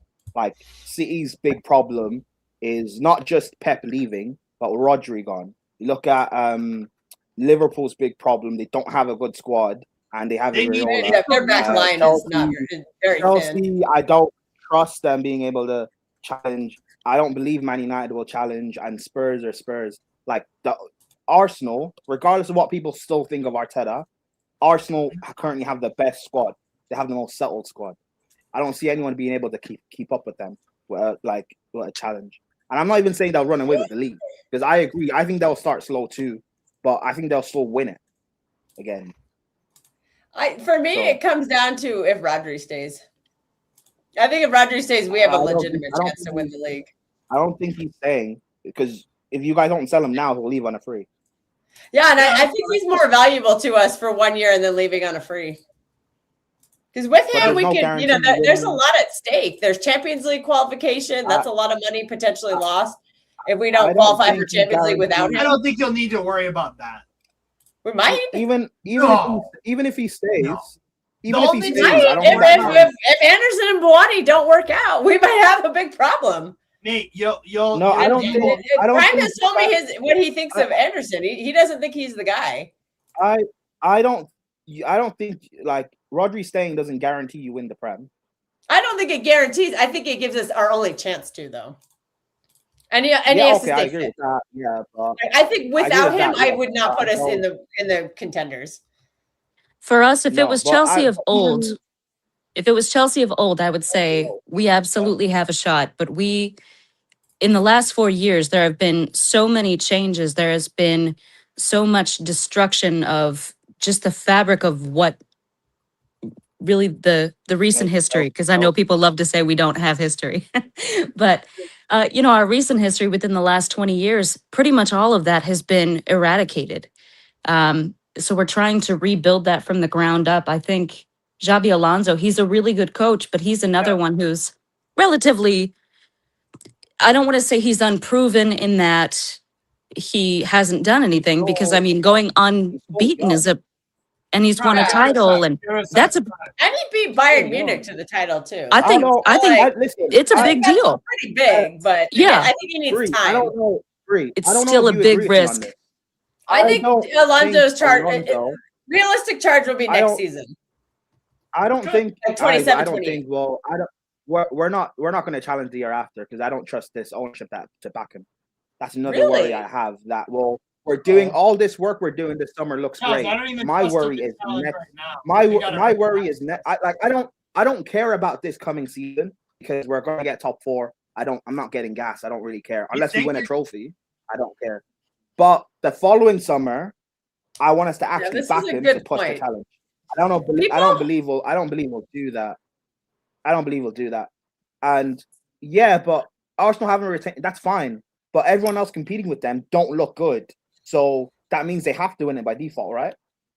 Whether or not you think Arsenal are great doesn't matter. Who's better than them? I don't think that guarantees them the title. Because again, only 3 managers this century have repeated.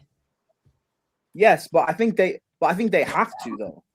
Just because no one else looks that The good. pressure is on them 100%. And I think the top 6, someone in the top 6 will be a surprise. There has been so much change with Maresca going to City. You could throw Chelsea in there. There's just so much change and so much unknown. It really could be anybody. But you've also got to consider that Arsenal, it's not even just that they didn't end their season the way they wanted to. That parade was kind of sad. The players really didn't look all that excited to be there, because they had just lost a Champions League final. They finally made it back. That weighs heavy on you. Then you have all the mess with England. That weighs heavy on you.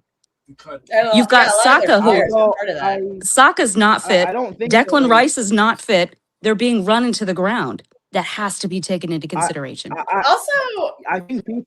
I think people are overstating how much that's going to weigh. Like, maybe. Think of it this way, though. Hold on. For the first time in a very long time, the Prem does not have a world-class manager. But I disagree. Who do you think is a world-class manager? Who's a world-class manager? Best manager in the league is Unai. You think he's a world-class? No, a world-class. A world-class manager. I would say so. Okay. But Steve, I'm talking about the top 6. Gonna cook. Let's go. I put him in the upper echelon. Yes. Steve, yeah, but I agree Emery's quality, but I'm talking about the top 16. Hey, his CV alone, if you have that CV, that's all. Steve, I'm talking who about else the top has that 16. CV? Who else has that CV? Who else? Steve. Show me. Steve. Well, I know Maresca does have a European trophy. Does that count? No, but he doesn't have. He's got 2. And he beat Enrique in a final, which no other manager has. Hold that. Can you guys not hear me? Yeah, I can hear you. You're just quiet. I'll shut up so you can talk. I'm talking about the top 6 teams, Steve. That's my focus. Like, there's no world-class manager amongst Chelsea, Arsenal, City, I would say United, Alonso. Liverpool. I don't think Alonso's world-class. I don't think Alonso is much better than. It takes one title for you to say somebody's world-class. I don't think Alonso is that much better than Maresca. I think they're both in the same bracket. They're good, young, up-and-coming coaches. I think Alonso's. It's terrible. I like Alonso. Kels, but- you wanted Kels, admittedly, you wanted Alonso over him. I remember when you Yeah, appointed yeah. Morata. Well, Yeah, let's but also. that I'm going to wasn't- be transparent on this. It wasn't all for footballing reasons. Yeah, okay. I'm with you on that. Transparent about that. You think I glazed Vardy that out? doesn't- If we had Xabi Alonso as our manager, that's when you would find out what the definition of glaze is. I've had a crush on Xabi Alonso since 2009. Steve, that- Yeah. her I'm gonna Only start thing watching Saturday. every press conference. Yeah, I'd just be like, Her one "Xabi," Alonso yeah, has like, been- hey. her one Alonso doesn't make me world class for one, and two. My point being, We're gonna like, have the women on one side even of if the. even if you want to debate that To be Alonso To is be fair, world I'm the only class, one being That's lustful not- here. Yeah, I'm right Even there if with you- Bree you. isn't saying no. Bree isn't saying no. Nope. But anyway, sorry. Go on. I am again. I can Even be. if you I wanted can admit my flaws, or I can admit my weakness. I have a type, and my Wait, type can- is Xabi Alonso. even Can y'all hear me okay? even if you want Yeah. Yeah. Okay, good, good. even if you want to debate that Alonso's world class, the fact that that's a debate still proves my point. There is no world class manager amongst the top 6 teams. No one that we I all would not agree say he is. confirmed that he's world class. There isn't one. However, we do have one Yeah, elite I team agree. in Arsenal. Whether people I agree agree with with how Arsenal play or not, whether they like the style of play is irrelevant. They are one of the best teams in the Emery is. world. Man City World aren't class currently. Managers Liverpool right aren't. now, not very United and many. Chelsea aren't. I don't really Can- call managers are you world guys class. That sounds fucking. Are you guys weird. are you guys even listening to what I'm saying? Yes. Yes. I My point- understand the like, point you my are point- exactly. Yeah, the point is No, Xabi I Alonso don't think is really good looking. Yeah. Fine. My point being, like, I think they just they're gonna win it just based on they don't have a real confirmed challenger. But they do. Are we underrating the fact that there's a couple of rule changes that I think are specifically designed to attack the way, like that they took advantage of that and scored goals off of last season that have been rectified and will no longer be an option? Is that going to hurt them? But that Yes. I think that's so. not, but that's not what. But that's not why Arsenal won the league. Yes, it is. It's a They've huge had part. They had a much No, better that's record in the games that were No, decided that's not on the true. tight games. They managed to get over the Well, line. well, A lot of it over these but- these long throw-ins and this time wasting and all this bullshit that they No, mastered. You know It's why the dark that's- arts. Kels, And fouls in the box Kels, you know why that's on Yeah. goalkeepers. You know why How that's many not goals true? got You know why negated that's not on corners against them? Kels, And then Good how point. many fouls were they allowed to commit and scored goals off of? And how many of those were the margin of No. either a draw or win? You'd have to go No, you know calculate why that's that. not Quite a true? few. There's a You know why lot that's like not- that West you know Ham what- goal. That should have been a 1-1 draw, and it wasn't. You know why that's That not wasn't true, though? exactly, because Because you David and I- Raya was putting you- on, you- there's just a bunch of bullshit on that. Maybe it wasn't the keeper, but I remember. Because you, I got you and I that. both, because you and I both agreed last season that you guys didn't win the league because of the stupid points you were dropping, and Pep being Pep. Yes. Yeah. You not agree on that. So it wasn't because of really the set pieces thing. Because even with That all was of that 'cause Pep- set piece stuff it was Arsenal were Pep doing, was No, but there we was dropped the still- points there and was they still- didn't drop the points. there But was some of those there points was they still- didn't drop were because of still- rules that are no longer going to benefit them. Yeah, but you And guys were even with so all of that- horrific and in even with certain all of games that- that it and didn't. even with all of that, Well, both People- things can I be back true. us to improve on that Yes. this year. even Yeah, both things. can I? Finish? I think we're going to be better at that this year. Because one, I think we're not going to get cut open in transition as badly as we did last season because we have some legs in there. And what is one of Arsenal's biggest problems that I don't think they've addressed this season or this window? They really struggle against low blocks, They don't have. and they do not have very creative players, especially in the middle. I don't think they've addressed that hole at all. Bruno Guimaraes does not fix that. No, Guimaraes adds. I don't better think he adds offensive that much. production. Do you know how many goals he scored? Can I finish? Yeah, Can go I on. finish Brian. speaking? Sorry. Yeah, I'm going to mute myself. That'll help. Even with all of like the corner stuff Arsenal were doing, it doesn't matter because there was still a point where after you guys won the Carabao Cup, the lead went to 0. So you guys had the chance and you didn't because you kept dropping points. That's part of why Arsenal won the league. That's a bigger point of why Arsenal won the league, as opposed to just the corner stuff. Like, I don't like. Again, I don't like saying this too because I don't want Arsenal to even win the league in the first place. Never mind going back to back. But I think they have the perfect chance to, because the rest of the supposed challengers in the top 6 just don't look as good. They don't look ready. They don't have a ready squad to challenge, and they don't have like a world-class manager. They don't have one. And the best ones in Maresca and Alonso, they're young, up-and-coming managers. They have a lot to learn, a real lot to learn. I rate Maresca highly. You know how much I rate Maresca. But I also said to you when you appointed him, he's not going to win the league next year. That for me is probably what I have 2 concerns for next season, and I think just the unknown of him is one of my concerns. Yeah, and that's even if Rodri stays, because I look at your team, I think you still need to fix your 11, even with Rodri staying. Yeah, I think Rodri alone by himself is good enough to be the difference in a league because I've seen it before, multiple times. I think that's how good of a player he is. Like. When he's on form and fit, he's the best player in the league. Bree, what are you saying about Rodri? I agree, Rodri's but I don't. I look at the rest of your team. I don't think so. Who is a weakness? Okay, what specific? Okay, especially with again. Maresca, this is a great point. Rodri fixes half of our problems if he's fit. Especially with Maresca, he's still young. I don't expect you guys to win it first season with Maresca. I don't. Well, I'm saying if somebody like Bouaddi is on form and he's into it, he is good enough to just take over a game and fucking win you the game.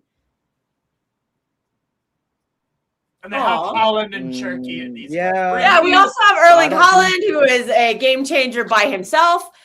And Ryan Cherky, I'm excited to see him follow up on that season. Nico O'Reilly was.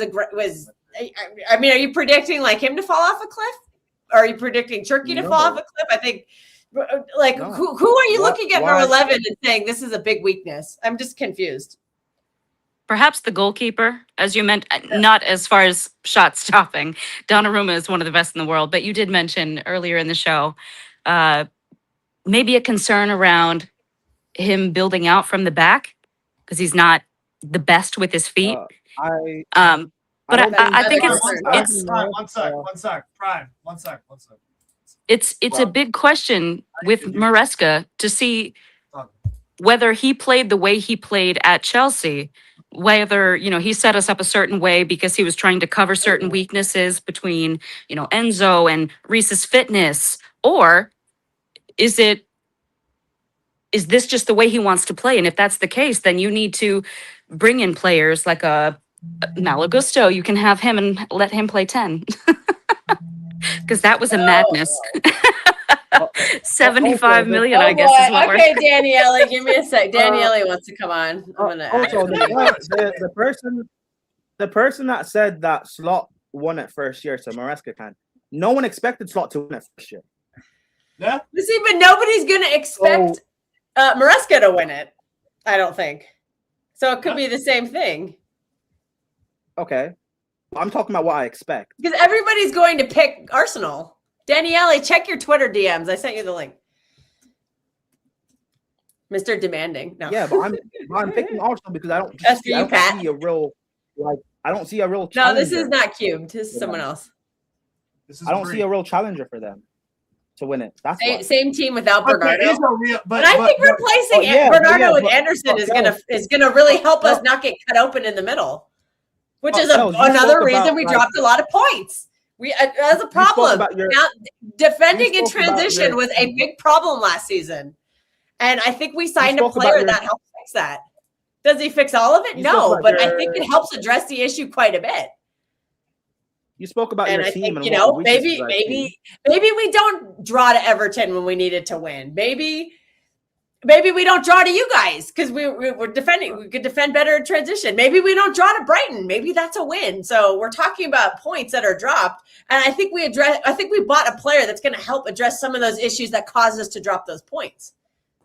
Is it going to be the panacea to fix everything? No. But I think it will help. I think Anderson will help us retain points in those situations that we dropped them in last season.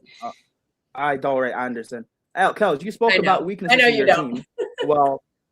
Well, again, I rate Donnarumma. I think he's a world-class goalkeeper. However, if Maresca is going to do what he did for the first half when he was for the first half of the season in his first season at Chelsea, where he was forcing Sanchez to pay out the back and it kept costing us, and he does the same thing with Donnarumma. Yeah, that's gonna. Then Yeah. Sanchez. that's yeah. why I say that's why I'm saying he's a young manager. He's learning, so he's gonna do dumb shit. Now you guys have better players. This is a fair than point Chelsea. on Anderson too. Now you guys have better players than what Chelsea have, and I said this to you when you appointed Maresca, because you have Haaland and Cherky. You have players that will save you in games that we didn't have at Chelsea, but that doesn't then equate to you guys. I think winning the league. Sure. So. But I don't know if you saw this point that I put up, Prime, but I think this is a fair comment about Anderson. It says he helps with legs and tackling, but doesn't help with controlling games or.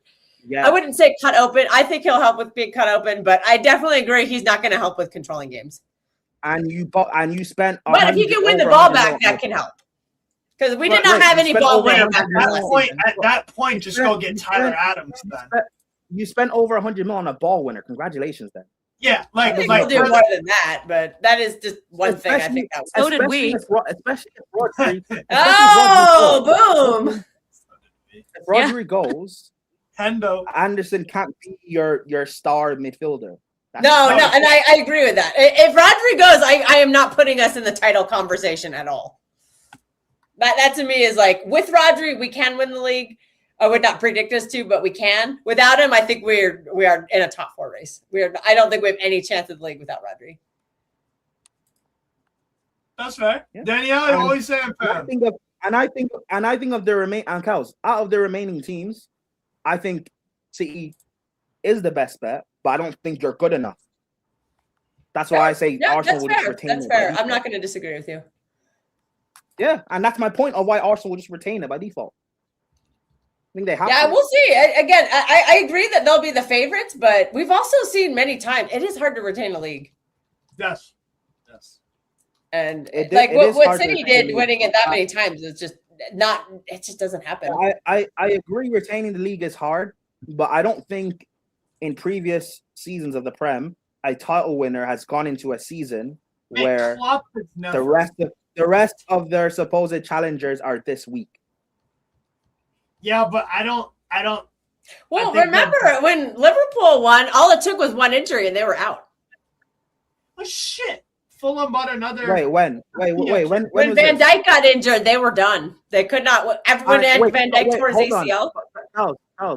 Charles, they had prime Pep City competing with them. But they still all right. I get your point. I see what you're saying. But I don't think that. Listen, Liverpool fans can cry about Van Dijk. Even if Van Dijk was fit, I don't believe they retained that title. Regardless, they had prime Pep City chasing them. This season we're going into, there's no Pep. If Pep was still at City, I would say Pep can win it. But he's not there. Okay. Liverpool don't have a world-class manager. Chelsea don't. United don't. Like, where's the role? Like, I don't know. I think Arsenal have to. Maresca is going to cook this dusty league. There you go. They totally could. Listen. I hope if so. If they do Prime, I'm coming for you. I hope so. hey, I hope so, but I'm just being realistic. Should we bet an Irish spice bag on it? Steve knows how much I love Maresca, but just being realistic, I don't expect him to. Not with how your team looks. That's fair. By the way, Fulham got another.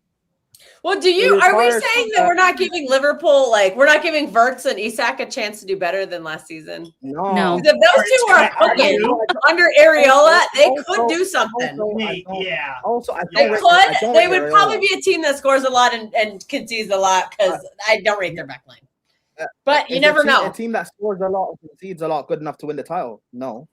Yeah, because a team that yes, Prime. I'll tell you what. Because Arsenal are a team that's not good enough going forward, but more than good enough defensively. If you do the inverse, they can do that. Yes, Liverpool can score, especially because there is no. Steve, that's not the inverse. That's true. Yeah, this is also true. They gave up 4 to leads. Cal just said Liverpool are going to score a lot and concede a lot. That's not the inverse of Arsenal. Yeah, and Arsenal are Arsenal are not going to concede much, but they're not going to score a bunch. That is the inverse. Yes, it's the opposite. But goals win games. Defense wins titles.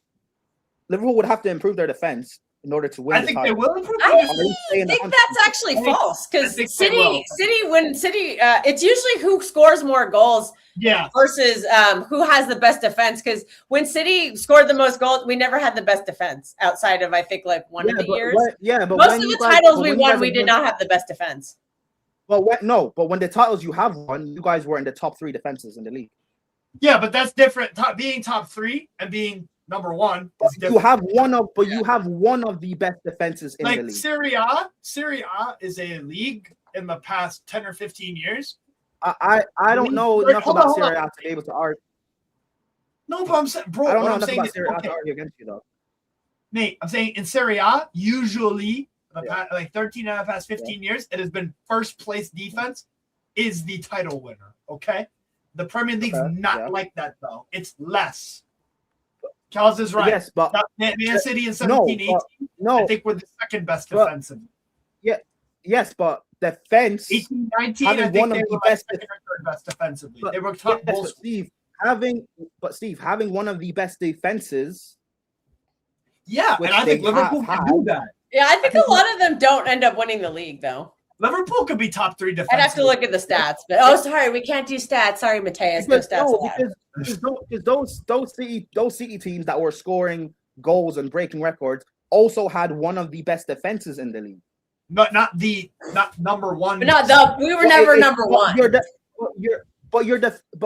defense wins titles. I think the argument you're trying to make is that number 1 probably means you win the league when I didn't say number 1. I didn't say number 1. I said one of the best. Just what City had. I think Liverpool can have one of the best defenses in the league next year. And they're going to be Liverpool are going to be leaky. Yes. If Liverpool are going to be leaky, then I just don't see it. it. To win the league. Yeah, definitely. They have like 2 defenders. No. They'll be fine. How many center backs do they have? They have the guy from Stephanie, Jacquet. I think Jacquet is going to be. And they have an aging Van Dijk. Who else do they have? The guy coming back from an ACL? Leonie's very good. Liverpool are just going to be. He's coming back from an ACL, Steve. If Liverpool are just going to be leaky all season, I don't see how that's enough to. I don't see how that's enough to win it. If they're just going to be leaky. They could be top 3 teams. Steve, it's a stinky take. I don't know. Maybe if this was Van Dijk from like 4 years ago, but come on, man, Van Dijk's been declining for a couple seasons now. That aura defending. Yeah, that peach butt defending. That was so funny. Where do you guys think Bournemouth? Where do you guys think Bournemouth ranked defensively last year? Out of curiosity. I have no. Where you guys? Bournemouth? Top 5? No idea. Jacquet's brilliant, bro. I like Jacquet, but Jacquet does have injury problems. Just saying. He's brilliant. He misses a lot of time with injury. So that is unreliable. So, okay, they have Simicast, trash. Kirkez, awful defensively. Van Dijk on the decline. Jacquet, baller. Leone coming back from ACL. Gomez, please. Frimpong does not defend. Ramsey, I don't know who that is. And Connor Bradley, I think is also coming back from an ACL. They're both, remember when that absolute scrub face was yanking him off the pitch? Fucking Martinelli, that punk bitch. He's pulling a guy with the fucking ACL off the pitch. Like that was awful. Bradley and Ramsey are both academy kids. Frimpong is being classed as an auxiliary center back. Like that's not I'm not looking at that as scary title. No. Yeah, I'm disagreeing with Steve on that. I kind of agree with Clive on that. I don't rate that defense very highly. Unfortunately, I don't either. I think it could be top 3. Look at the competition. Look at the competition, bro. Look at the competition. Come on. Do you guys think? Okay, you want to know who the top 3 defenses last? Hold on, Steve. I agree with you. The competition is not good. I agree with you. But Liverpool are part of said competition. Liverpool are part of their competition. Yeah. I just think they have But they're Van part Dijk of it. still, and they have Alisson, and they have Iraola. Do you not think So the top three defenses were Manchester City, Arsenal, and and Brighton. Manchester United. Brighton. Man United. Brighton. Man United. No, Brighton was third. Man U- 46 goals conceded last year. Oh, what did Man United have? I'll answer that later, Jorge. I'll answer that later for sure. We started, so we'll save it. What's up, Yeah. Daniele? What? No. So what did Manchester United were top three. That's No, interesting. no, it was Brighton. I just said Brighton. Oh, sorry. Brighton. Brighton. Well, Yes, they lost Van Hecke. That's a Okay, so you think they're gonna tumble? Sunderland were well. fourth. They did get Vucevic, who I do Vucevic? rate. He's slow, but I do really like him. Sunderland, we're in fourth. Do you think we're going to replicate that? No, they're not going to. Aston Villa, 49 goals conceded. They were fifth. Man United was sixth. Everton was seventh with 50 and 50 conceded. Palace was eighth with 51. Forest They got was in their ninth. defense though. They're not going to Forest be. was ninth with 51. Yeah, actually, let me just fucking do this. They lost Gahey and Lacroix and their manager. Crystal Palace. I've not. I think they could struggle this year. No, that'll be fun. Although you like their new manager, don't you? Yes, Sash. Yes. Okay. Listen, Yes. Steve, if you can convince me that another team will win this league aside from Arsenal, listen, I want It'll to be either Liverpool or City. I'm telling you right now. Liverpool or Okay. City. Then Prime is Fair, like, fair. nope, not happening. I lean towards Man No, City. hey, I would rather see you win the league. He's on the dial-up. So, Mate, Liverpool and Iraola are gonna be fucking fireworks. Okay. yeah, They and also haven't been I very- don't. They Rate, haven't been very I good also in don't rate preseason. Raiola, by the way. Yeah, Also don't preseason. rate I get Iraola it. like I that. get it. I rated don't rate Iraola Iraola. super highly. Not like I do like not him, to yeah. a level where he's at a big club, not to that level, bro. Not to that level. Yeah, but you've never seen think him in the a jump big club. You is just don't think he's. You don't think he's gonna do it. I think the jump is too high. I think the jump is too What? high. Why? Nah, Why? I think he's a good coach, but like I No, don't know. I why? think going to Why Liverpool, why do you think that? Oh, If it was a here German it says don't know the players for a system. because we've seen managers. Yeah. So what did people say about Slot though? Oh, you don't have players for a Have we slot. done- First year they killed it. Anyways, we've seen managers do well at smaller sides and make the jump off and crumble. Yeah. Yeah, So that Not be is able to true. handle the pressure. So what about Iraola? Not be able gives to you handle that the vibe? pressure. Yeah. So what about Iraola gives you that vibe?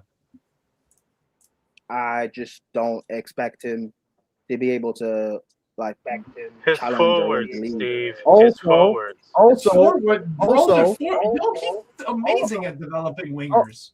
Amazing. also, I look at Liverpool. I also look at Liverpool's team. I see Krupi and So I don't think their team is like, good enough to. Plus, they haven't. What business have they really done? Yeah, but that's about They're about Liverpool. to That's find- about Liverpool. So you don't think Iraola is a good enough coach to get more out of their players? That's what you're saying, bro. To be able to Get better out of their the players title, than no. Slot did. Keep in mind, Slot to be able was to be. No, but Steve, you're saying get more out of the players. I'm saying to challenge for the title. they're gonna they're definitely challenging for the title. To be able to win it, like no. They need to do Obviously, more. he's gonna get more than. Obviously, he's getting more than stop, but like that doesn't mean much. They Also, need to. Liverpool squad. I don't think it's like ready yet. No. That's fair. That's fair. So They need to do a Hey, lot listen, more. listen, Iraola is I would gonna love do very well. listen. I would Where do you- love wait, to so be where do you proven guys- wrong. I would love to be proven wrong and City to win the What are we league, but doing? What are we unfortunately, doing? what? Iraola almost got fucking Bournemouth. You know. Yeah, he almost got Bournemouth into the Champions League. That's pretty insane. And you're telling me with some better players like Florian Wirtz, And Isak and freaking even Hakpo, he'll get him scoring goals. Slot get it. I guess no Salah, but they have Sabazlai, very good player. Almost like, yeah, I could see Sabazlai having a bounce back year. or even better. Yeah, I thought he was good last year. Yeah, that's Rio. fine. Rio. I don't. No, know Rio. Everyone's also- raving about Rio. Rio and Gamora's fan. And- No, Also, Rio Steve, is that the last eye sentence, merchant, but the output isn't Steve, there. that last sentence, right? I The don't reason he think will he's struggle very because of good. lack of signings. Have I also not spoken about the Yes. squad not being good too? Yes, but So your I main think thing it's is two- Areola. I think it's twofold. I don't think it's just Areola. I think it's twofold. Oh, wow. That Oh, I've bye, mentioned Steve. 2 points. What Mentioned 2 happened? points. Oh shit! Oh What? yeah. No, that's cool. What Yeah, happened? no, I don't know. Oh, this is a good point. So Bosley will be his Alex Scott in the system. I can see that. And Alex Scott was fantastic last season. Yeah. So Yeah. you see, yeah. I don't know. I think y'all are. Give me a sleeping sec. on Seismically, I'll get the link for you in just a sec. Yes. Bournemouth might have better players than Liverpool, though. Nobody was saying this before the start of last season. Nobody. So I don't have a second channel. It's It's the second channel. I just posted it for you, Seismically. That's just yes. the TCF extra channel. So Yes. Go check that out. Go check that out. tomorrow it'll be I think 2:30 a.m. UK. It'll be 8:30 Eastern time in the US. So 5:30 Pacific for anybody out there. Yes. Sorry, Danielle. plugging. All right, we'll talk Newcastle for a bit, then maybe dip, or there's maybe some Villa, whatever. I don't know anything else, but Danielle, why are you high on Isla? And are you watching Al Ahly tapes, or what are we saying? Because you are excited about it, Danielle. If you're there, I do. I think Yeah. he's a very good manager. I do too. I'll be honest. I am a fan of the Red. I'm a fan of the Red Bull system. At Okay. worst, what it does, it creates a base where you will be competitive in most games, and all Yes. you then need to do is add pieces around defensively and offensively to take you up the next level. I think the recruitment that you guys have done has been very smart, very I agree. I think a lot of present, but people have been misinformed. yeah, present but future based. The midfielder that you got out of Ajax is probably Since day, one of the better creators. He's young, I'm but warming up. I'm warming up to him. yeah, I need he's to see a he's bit very good. more flash. The Feyenoord winger that you linked with, I rate And it's higher. Haj Musa. Yeah, Hey. very. He's a very He's very naughty, good player. bro. That's Yeah. a bad boy winger. That's a Yeah, bad boy winger. and I'm Some hoping this one Algerian. doesn't. Why is Haj Musa familiar? Because he's Why with is he what? Algeria in the World Cup. He was Algeria. linked with Chelsea. He's like a Chelsea. But why would you go to Chelsea? That to me doesn't make sense at all if you're a young player. Nah, it's not. Nah, it's not about Chelsea. I've seen him before. I must have seen him before. His name is familiar. World Cup and with Feyenoord? I don't know. World Cup, final Champions Did League he not- versus City, he did had he a not very play good out? showing. Yeah, he is a brilliant player. I Yeah, love very good. The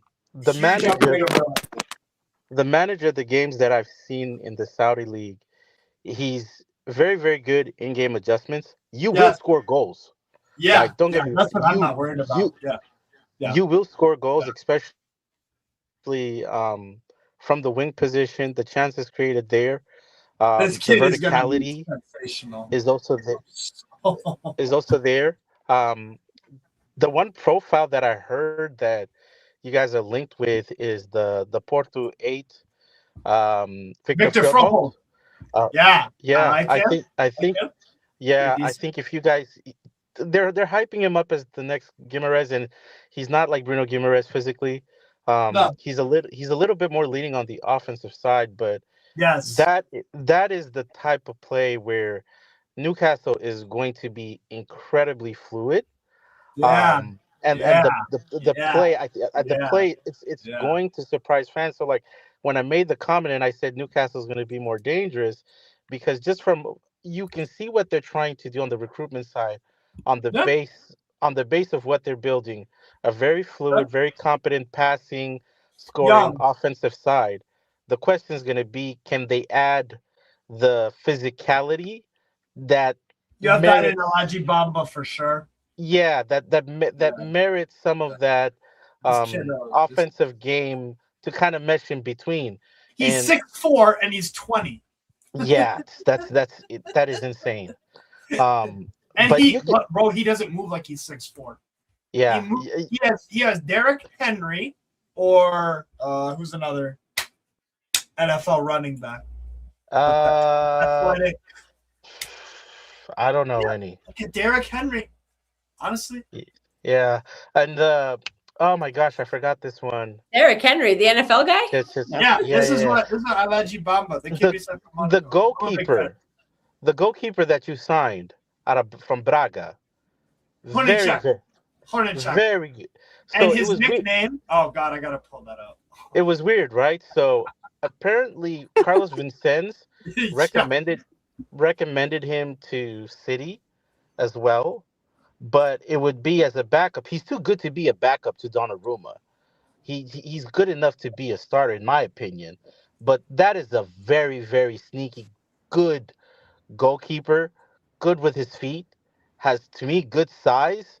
The distribution is nice. The instincts in between the sticks. I like him a lot. Yeah, very good. So you can see what they're trying to build, and I think Newcastle fans just have to be patient. I think this year it's going to be a ooh wow sort of thing.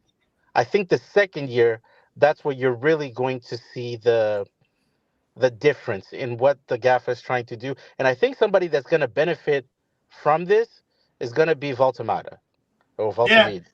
I think he's Voltemada and or Osula. Osula, yeah. I think in this system, he's going to be very good because Steve, I thought you don't rate Osula. No, I don't, but oh boy. I don't. Hey, big up Jorge for subscribing to the channel. He's going to be on tomorrow.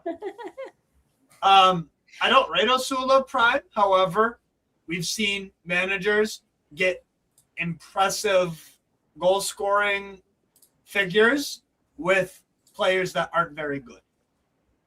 You know what I mean? Like Jacob Murphy has had great output seasons for Newcastle under Eddie Howe, even though Jacob Murphy's not that good of a player. You know what I mean? So, can I add a side comment real fast? Because I heard what you guys were saying. I don't think Rodri is the difference to win the league for City. I think the difference for City to win the league is whoever's playing that 10 role. And because we don't know whether Turkey can do it again, and we don't know what we're really getting from Phil Foden, I think Semenyo is going to be fine. He's proven that he will get the goals. I'm trying to be sensitive of him. I think Doku, even in his purple patchness, there's a threat there. And Haaland will be Haaland.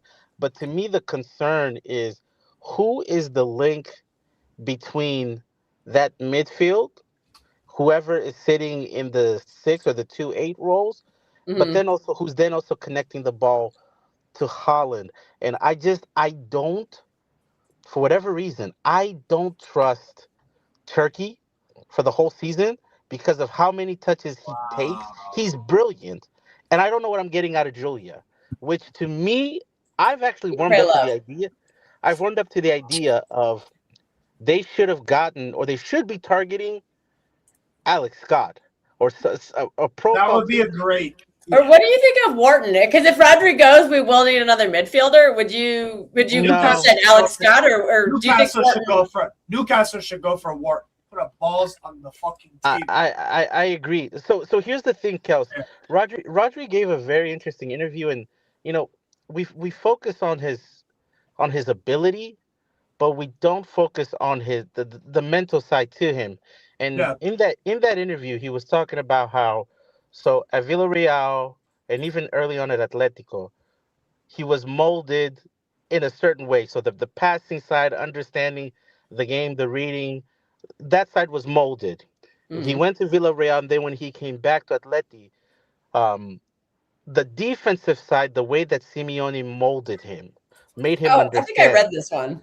Yeah, and then coming to Pep and understanding how to play that midfield, this guy, he has almost like a master's degree, a PhD in playing the midfield role, understanding from a physicality, a tempo, a passing, Mhm. a screening sort of.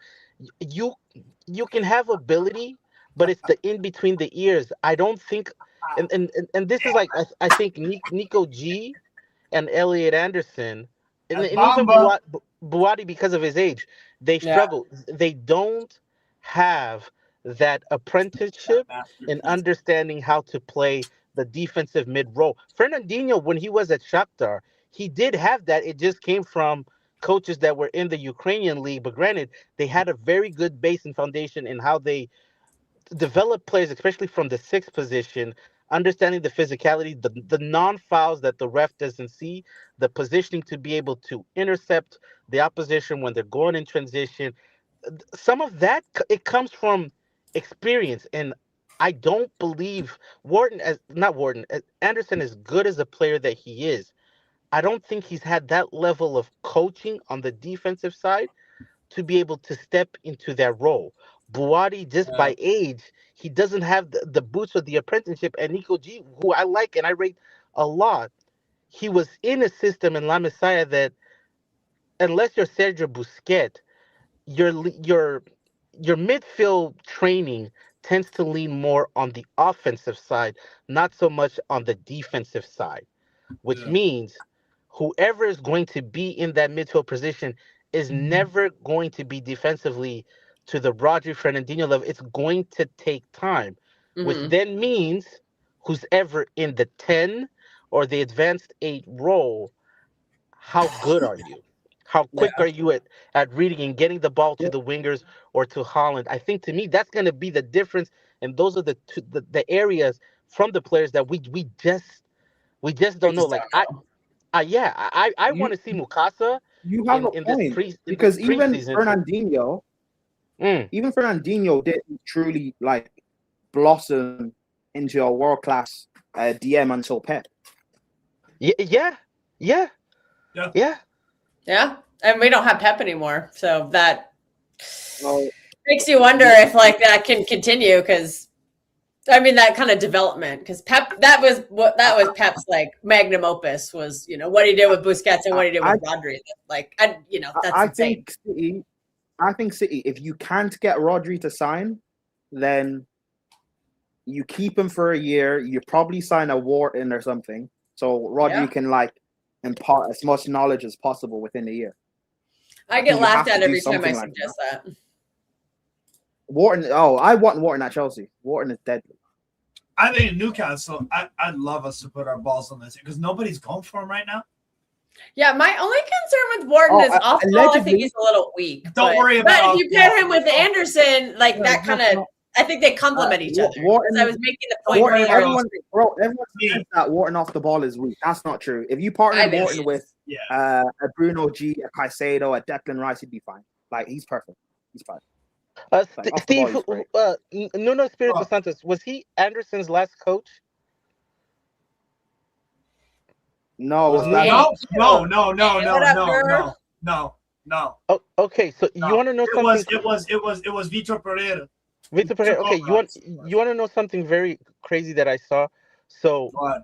the play that Argentina had, or the sequence of plays, where they would get the ball, switch it to Messi on the wing, and Messi would either feint inside but take it outside for the cross, or in the second instance, fake it outside and they take it inside. There is an exact play from what's it called? From Nottingham Forest, where the same sequence only Good things, Cube. Good things are happening. it was I can't remember which team it was. We But definitely need to get cubed on again. Elliot Anderson at the top of the box, he comes down to help the other Forest player to do a 2v1 and prevent the opposition from taking the man 2v1 or crossing the ball into the box. Argentina saw a clip of that and we're baiting him several times in the game to see, are you going to step out to help, or are you going to stay in your position and essentially force Messi to go with the 1v1 or into the cross? Because if he did go inside, if his men held the position and Ellie Anderson being on the right hand side of the box, it'd be much harder. But they noticed that he has a tendency to want to help, and so they just needed a moment where he did provide the help, where Messi then takes that instance, provides the ball to Enzo, and it's a free shot into the box.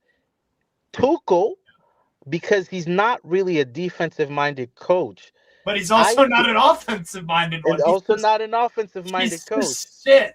I would argue if England had a defensive specialist in that coaching staff to say, this guy has a tendency to hunt the ball, which may leave gaps in his position.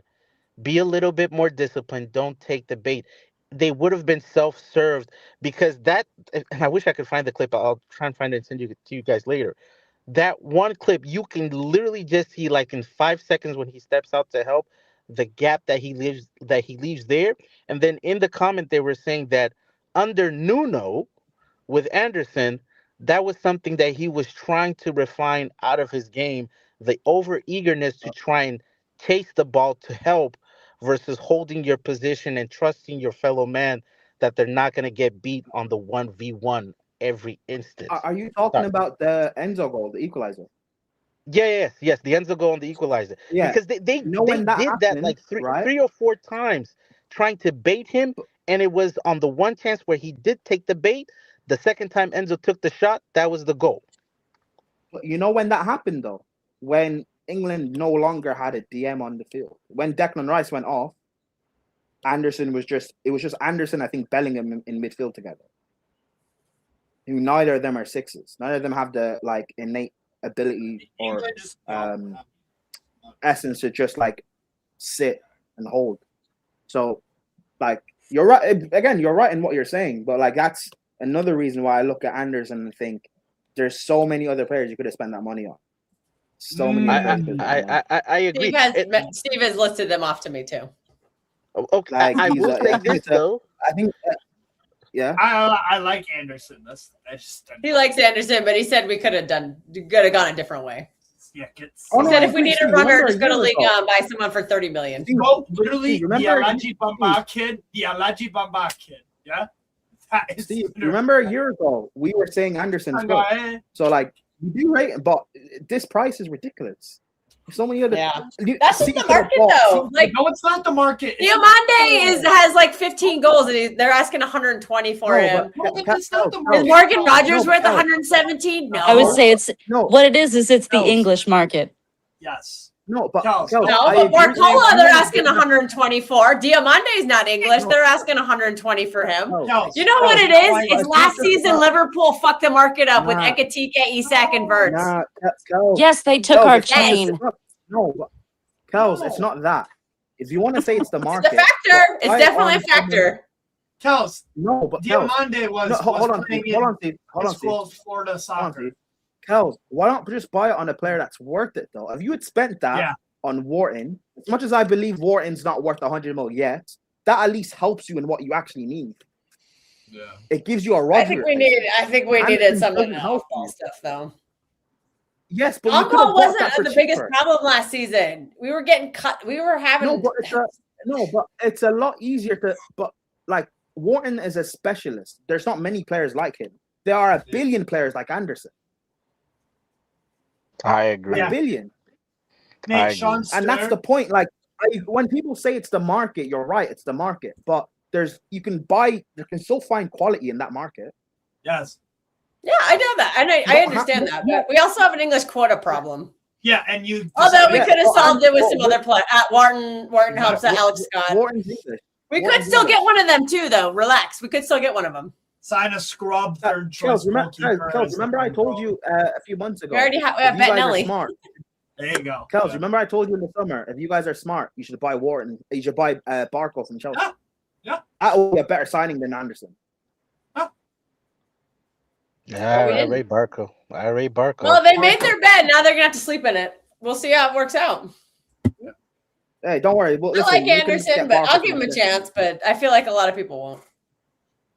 Half our fan base, Pat knows what I'm talking about. Wait, Half our fan base already hates him. So I gotta just play this real quick about our new goalkeeper, Lucas Hornacek. He says something very funny. Do you just want to get this? 24. Place of birth. Bisocamito. How tall are you? I'm 196. Do you have any nicknames? Lucas, or fans call me also by Horny. Wait, which club is did he funny. come from? Braga. Braga. I think I saw a post that they put up calling him like saying this is the last time we get to call you horny. Yeah. It was so funny. Cuz I was like, what the hell? there is Steve, Ted in this Steve, I have a conversation. question Ted for has been you. making horny check comments all day. I'm Steve, sorry. Steve, I You know, Shout have a out question Ted. for you. I will be right back. you guys just Newcastle have signed a player with the perfect slander name. It's amazing. It's amazing. No, it's not. No, Brian, it's not slander. It's an AO name. The guy was too horny to make a save. He was too horny to make a save. It's amazing. Lucas is a joke. Yeah, no, I'm really hyped. Daniele, would you have taken Hornacek at that City? Or is he not at the level yet? You there, Daniele? Oh, is Daniele? He's a City fan. Daniele's Man City. Yeah. Okay, cool. Freaking amazing. Oh my God. Chucky Lozano is going to go to LA Galaxy. What does he think of the Pep signing? Or not Pep, the Chavarria? Maresca appointment. Chavarria? No, the Maresca appointment. Oh, yeah, I don't know, actually. Daniele, when he comes back, I'll... Wait, what did you say, Steve? What do you Brian think was of wondering what Maresca? you thought of Maresca to City. And actually, Brewing. I want to know your opinion on this, too, after Daniele. I think he's a good up and coming manager. I Yeah. think that he needs time to refine certain things in his, I guess, philosophy, what works, what doesn't work. I mean, I saw a huge debate of him being overly eager to do man-to-man marking versus zonal marking. And I guess first game in preseason, they went to a zonal marking. So how much of it is him leaning in on some of the stuff that Pep was doing, and him watching from afar and seeing if it works with the squad. So I think he's a better manager than the fan base gives him credit for. I mean, I think it's over a 60% win rate in most of the clubs that he's been at outside of Parma, which is good. The good reputation from the former players, they tend to like him. He just needs time and he needs to grow and see like what is his strength, what are his weaknesses that he can iron out, and they just need to give him the players. I was actually going to ask this. Sorry, before you go to Bree, but I was going to ask you, Steve. I saw an interview because this is what I've been trying to do. Besides just watching some of the tape, is watching the interviews to get the human side on some of the players that have been recruited in. And on Bouaddi, a lot of the LOSC or Lille coaching staff have been saying that he has a very good in-game ability to read the game, but then also almost make the recommendation in the adjustment to the coaches. And there's one clip, I think. Yeah, so learns on the fly. Yeah, learns on the fly. So to me, that's going to be the question where I was talking about Rodri is his football IQ versus Maresca's footballing IQ and philosophy in the midfield. Can they see the same thing? Can they make the same adjustments? Or will he have to blend into what Maresca wants to do with his system? And I think the same thing applies to Anderson. I don't know if Anderson has as high of a footballing IQ as they talk about Bouaddi or even when they talk about Rodri. So to me, that's where I want to see what Maresca does with the players. Because one thing that was very consistent under Pep, when he had the players in their prime, they were smart players. And I don't know if we have the same degree of smart players now in key positions. That was my thing at Chelsea whenever we would lose games or drop points and everyone wanted to crash on Maresca, I kept saying that why is it at our club we don't have players that will at times override the system and win us the game when we're in losing positions? At least now at City, in Pep's first year or Maresca's first year, when things are a bit up and down or certain He has games match- aren't going the way they are He has match with the winners. tactics, Match winners. because they have Haaland, Cherky, Doku, etc. Donnarumma and goal. They have enough. They have enough players to just like break a game and win it for them. Yeah, match winners. Which will obviously is going to help them. Now, again, that's why I don't think it'll be enough for them to actually like compete for the title throughout the season, because Maresca is still young and inexperienced. He's still making dumb mistakes that he's learning from, which is to be expected, by the way.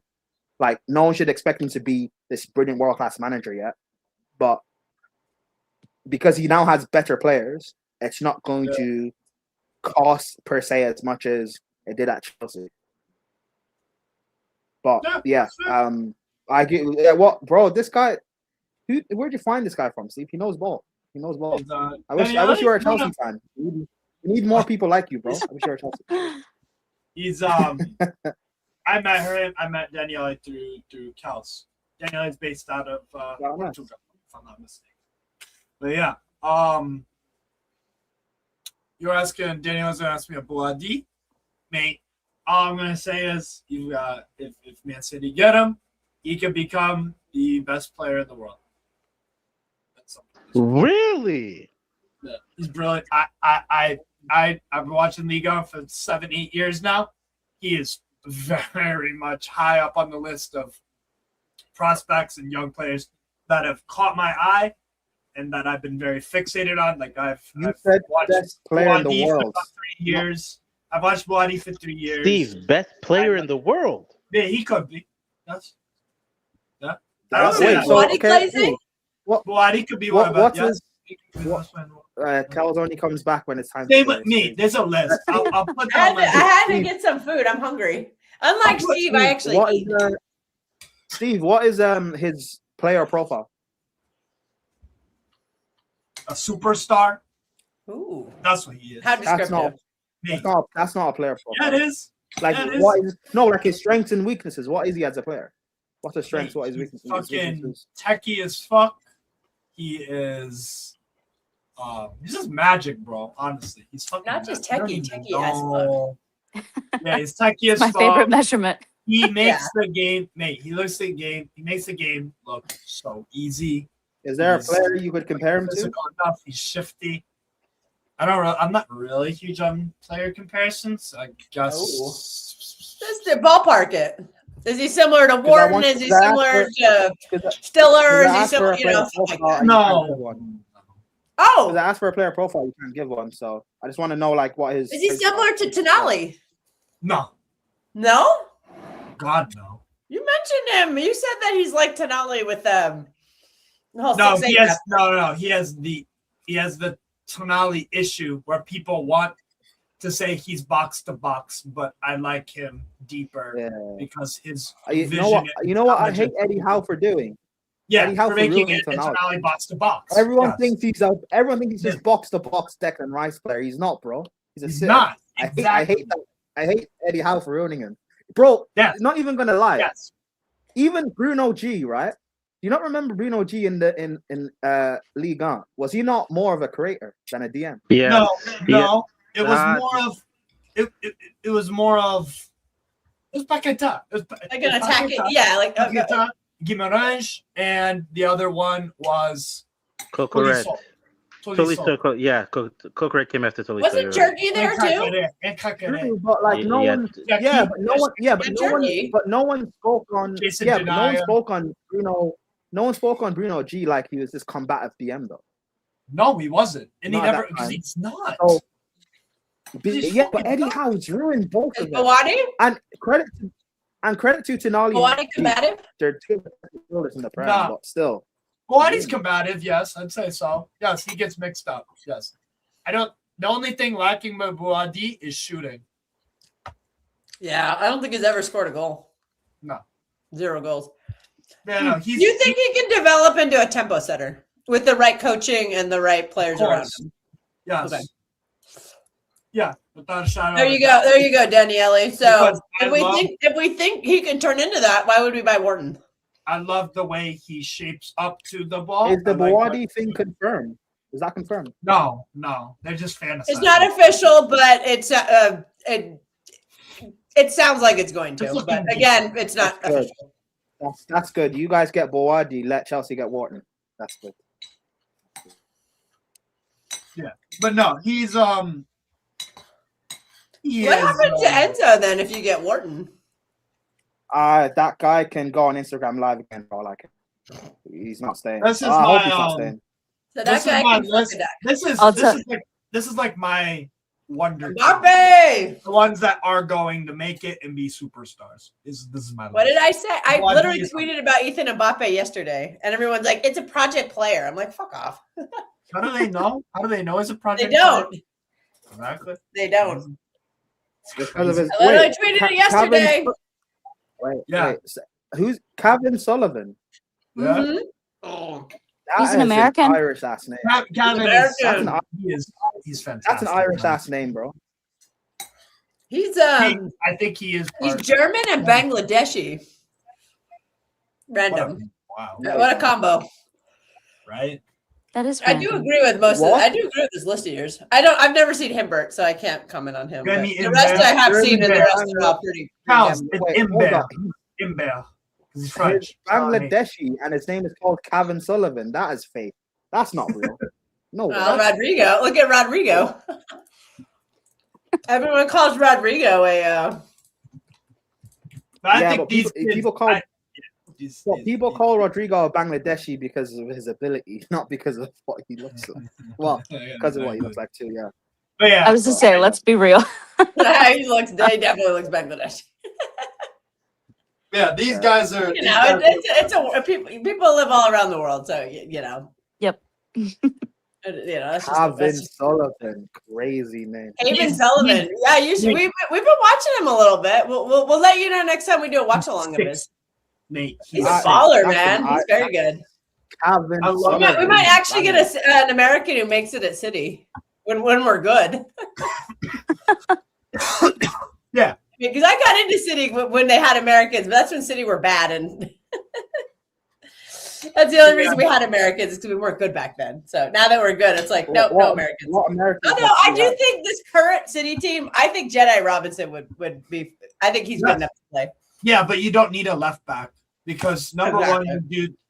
one, you do the weird O'Reilly left back thing, which I'm not. Yeah, we don't. Yeah, and we have Nori, but I'm just saying if there was an American who's good enough for this Nate, current version I'm of City, I telling think you, it would be I'm telling- Jedi Cal. Robinson. Charles, I'm telling you right now, O'Reilly's going to be a left back for the rest of his freaking career if it's gonna go like this. Yep. Just put him in midfield. Oh, by the way, O'Reilly, right? Doing that Kukurea box crashing thing. Oh, that's gonna be amazing.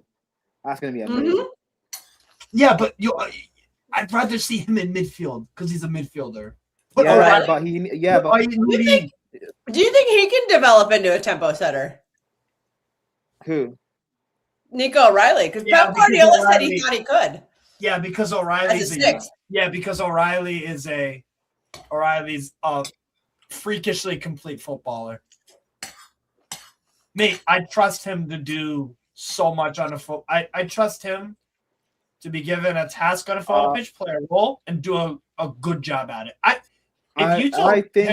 think he's too young to be a tempo setter. He's way too young. I don't know, but can he develop into one? That was my Yeah, I question. mean, Not is he one now? when Can he in his- become one? in his mid to late 20s, yeah. Sure, age is whatever. And he might, maybe if he does that inverting role, that could start it. I don't know. No, but that doesn't because nobody's a tempo setter from left back inverting. That's not a thing. True. I mean, kind of. No. I mean, because at times Maresca did it with our fullbacks, but then again, we didn't have midfield depth, so he had to. I remember there was a Conference League knockout stage game. He played Reese This is and what I'm Correa saying. as DM. You can do tempo That setting. was You could play a you could play a left. Well, back. you can do that against Postman from Bulgaria. Yeah, bro, that was so funny to see. They were both playing as DM. It was amazing. So, but But no, O'Reilly is a unicorn. You can mold him into whatever you want because he's such a good football. He's such a complete football. Same thing with Zaire Emery. I should have put a lot of unicorns. To be fair, I should have put him on my list. O'Reilly and Zaire Emery. You forgot Zaire Emery, baller. Yeah, No, I think he'll I be. like I Zaire thought Emery. 120 on Again. Barcola. I'd Again. rather spend 200 million on Zaire Emery. Hey, Zaire Emery's a mini baller. Pogba. I like Zaire. Yeah, man, and he could play right back and look like a monster. Mate, do you guys remember? Do you guys remember the PSG Bayern second leg? Everybody was like, Hakimi, he's not gonna play. He's not gonna play. And Zaire Emery played right back. And I told you this, Kels. I'm It like, was so Zaire good. Emery's gonna boss it at right back. What did he do second leg? Busted it right back. Yeah. Mate, he's a freak. He's so good. He's very good. So He's the one where out of all those PSG players people are trying to poach, I'm like, he's the one you want to spend the money on. And nobody talks about him. And PSG, I think, would never sell him. And yeah, it's the He'd same be the one I would want, though. Same thing with a lot of these. Stevie is from Poland, and he's Stevie. While we're talking about youth, young stars, what do you think about Dastin Sapayev? He's almost on my list. I just need to see more. But I love Sapayev. Almost on the list. And Kels knows this. I watch Kairat, like the Uzbek league. That was those things. Yeah, he was talking. I think that was. Is that one you were talking about earlier? Yeah, Kazakhstan, all that. So I've actually watched Kairat. I watched a good amount of Kairat in Champions League and in domestically. They're like in a cup game or two. I love Sapayev, man. I love everything he's about. First touch is great. The heads up and the decision making is really good for his age. Ball striking and the precision he has with the shooting and the finishing is great. I like him, man. He's electric too. My God, he is electric, dude. He has that like an Endrick. Endrick is electric. It's like, yo, if you have to defend against him, you have to be. My God, you have to cover wide out. Like, you don't know where he's going to go. Left, right. He's crazy. So I think Sapayev is top. All right, cool. He's one that we've only seen very limited minutes in preseason, but I'm really excited about him. I think he's only 17. He's still technically like a trialist until the end of the preseason. So that sounds like somebody who's ripe to go to Strasbourg. Aguero. Could be. Alone to Strasbourg. Yeah, he does have some Aguero. He does have some Aguero to him. That goal he scored against. I know again it's Sydney, so whatever. But that strike is better than I've ever seen. It's better than I've ever seen at the last. I'm not gonna lie. Or Delap. Liam Delap dance. No, I can't stand him. I respect Jackson, but Delap, like he's never done anything good than that goal. He's never done. You got sent off once. He broke Jed Spence's jaw. There was that. Why is that a good thing? He's an enforcer. Wrong sport. You know, so basically he is linked with Nottingham Forest. I think he's going to go be the owner's bodyguard. Yeah. So basically, what you told me is that the lap is a thug. That's what he is. He's a thug. Basically, yeah. And he's like a math genius.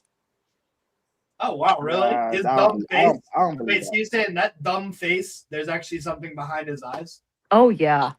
Wow. It's surprising because they kind of cross a little bit, but it's insane.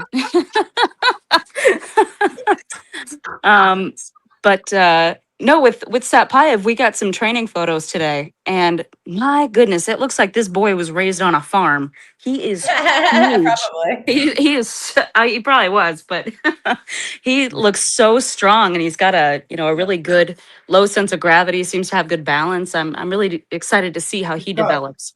He's got so many good physical traits. You loan him to like a Leon. No, Kazakhstan. Where's he from?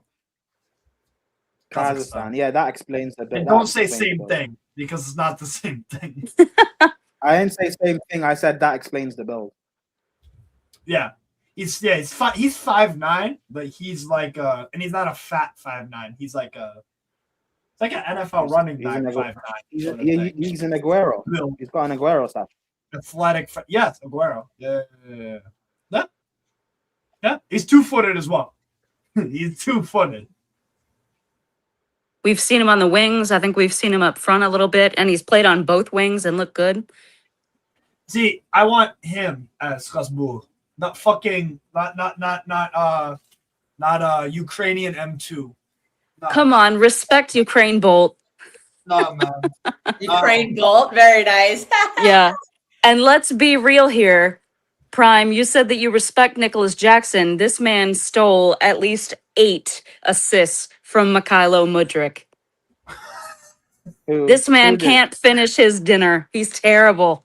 I can't wait for him to go. He is dreadful. Who did? Jackson. He's good at everything that you don't need him to be good at. If you're up front, I just want you to score goals. You know why I said respect Finish. Jackson? Because you compared him for me. I hated watching you put him in the same. Bayern. Because you put him in the same. You put him in the same bracket as the last. They're not in the same conversation. Jackson is Yes, clear. they are. Okay, They're not in the same one's conversation. a little better Not- than the other, a little worse. Great. Jackson They're not is in the same basically conversation, no. João Pedro who can't finish. I don't even. Yes, but I don't think Jackson is a striker. But he's not a Yeah, winner that's either. true. He's kind of. I'm not saying he's like I think similar to how João Pedro is just not an a all-round. striker. I think it's just an all-round forward. Mate, Like Marmouche is not a striker. Like João Pedro is not like a striker. In that sense, Plus Jackson is also in terms of his football career, is also very young. His finishing, he can eventually develop that. no. But I do agree he should. Not Be, him. I do agree He's- though he should. Regardless, but it doesn't matter because that's not my point. Regardless, I do agree he does have to leave, just for his career, for the sake of it anyway. He should leave. Sake of ours too. My sanity. I think. Yeah, you have the lap to watch, mate. So don't. Well, hey, people- no, Chelsea fans will- now Mate. Chelsea fans will Now I've shit got on Jackson, João but they Pedro. defend I've got old man Danny Welbeck. I'm good. it. Chelsea fans That will guy shit on loves- Jackson, but they defended the lap and Garnacho for a year. So I don't want to. I have never once defended the lap. You will never find that on my page. No way. I didn't mention your name. I didn't mention your name. I know. But this fan base. I know. I just had to I'll clarify. defend- I couldn't be defend accused of Cross. being a a Delap supporter. That'd be the worst Hey, I thing. like Yeah. the the lap. lap dancer. I like Exactly. the lap. So, I like so the the lap. hate, But so like the hate after that that, people have for Jackson, I don't have it. The hate Yeah. people have for Jackson, I don't have that hate. I'll be real. I do. Hatred in your heart. We don't want any of that. so we'll wrap this up soon. Who and big up Danielle. I think you did. Do I hate? Who- Who do I hate? Steve, you know who I hate. Huh? You know who I hate. And he's gone. Happy Chalaba leaving day. Oh Yeah. yeah. Oh, that's thank what happened goodness. today.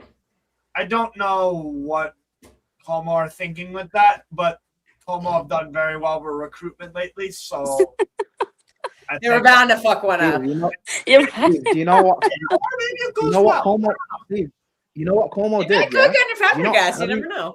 Steve, have you not heard that Varane is part of their academy, and he's created this rule where academy players are not allowed to head the ball, and Chalaba Yeah. is terrible in the air. So that's probably why they signed him. That's right in. Mm-hmm. Fits right Yeah, in. It does. But listen, I tweeted on the Fabrizio post that he'll be back in the Prem within 2 years. He'll be back. So Yeah, and you're gonna sell out. I think I'm right. I said this about Steve, you know this. I said this about Gallagher too when he went to Atletico. Didn't I say he'll be back in the Prem within 2-3 Yeah. years? And I said that this guy, and I said he go to Spurs or West Ham, and he went to Spurs. Like Chalaba's gonna be back, bro. He's gonna be back. Yeah. He's gonna fail. He's What's gonna up, fail in do it. Italy. He's gonna fail there. Yeah, he'll probably go to like freaking Leeds or something. Fun. Fulham. Who? Yeah, Fulham. That would make sense. Fulham is that type of club to get him. Yeah. They are. And They that'd did be our just sign revenge for another- Tosin. They did just sign another Boston's better than him. Castilla kid. What? Fulham today. They signed another Castilla kid for like 10 I think it million. was Oh, all Garcia. in, wasn't it? Like Okay. 60? No, combined? no. So I'm saying they signed two. Cesar Yeah. Palacios today for 10 million from Real Madrid Castilla and Gonzalo Garcia for like 60 million euros all in. I don't really rate Gonzalo Garcia like that. I think he is like That's a lot. Yeah. I He's can't like believe Fulham paid that much. He's a Spanish Delap. This is the issue. He is. He's more of a Spanish Delap. Papi de lap dance? No. I like the idea of Gonzalo Garcia and Liam Delap, but like, you have to be really good at the bully ball striker thing. And I don't. Wait, Steve, what is the idea of the lap? Is that he's like a white Diego Costa? Oh, don't disrespect Diego Costa. I think he only ever had. Actually, I don't think he ever got a red card at Chelsea. No, he didn't. He didn't. Steve, The lap dance already has. Yeah. For a guy that actually knows ball, for the guy that knows ball, for a guy that hates roadrunners, I know you hate roadrunners. The fact that you can even see the idea of the lap, I question your knowledge a bit now. I'm sorry. Red flag. Red flag. The lap, crazy, bro. I've never said this about you before, Steve. But the lap, yeah, bro, it's a hit or miss sometimes. Okay. So your first ever miss, I thought Nariman Akunzada for Columbus Crew was gonna do really good. Motherfucker got loaned out to Erzurum. Steve, this is your worst ever take. It's your worst ever take. It's your worst ever take now. Saying that you can see the idea of that. It's your worst ever take. That's fine. That's fine. Maybe my worst Can ever you see take the idea of was- Garnacho? Huh? Can you see the idea of Garnacho? Can you see No, that? no. That is, don't get me started on Copa Libertadores, Megan Rapinoe. No. It's Can connected. you see the idea of Madueke? Can you see the idea of Madueke? I liked him at PSV. And it just didn't work. Because he was better at PSV. He was. But anyways, before we wrap up, we'll just do something simple. What's one player you want insert club you support to sign? Start with you, Kels. Who do you want Man City to sign? Just Anyone? one. Yeah, who would you like Man City to sign? I would. Oh shit. Elise. We're not going to, but you said we have a big problem at right wing. Nobody wants to play right wing. He's a right winger. Sign him. I thought you were gonna say Ethan Mbappe, but fair. It's okay.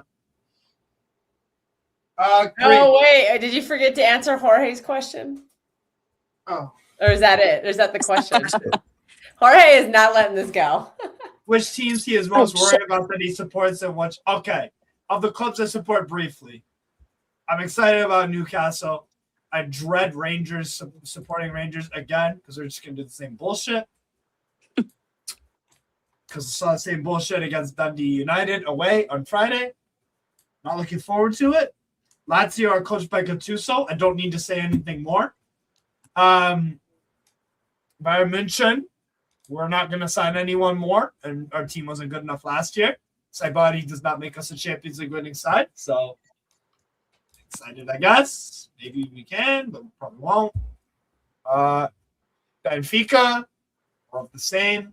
Mediocre bullshit. Marco Silva's all right. I hope we win the league, but probably not. And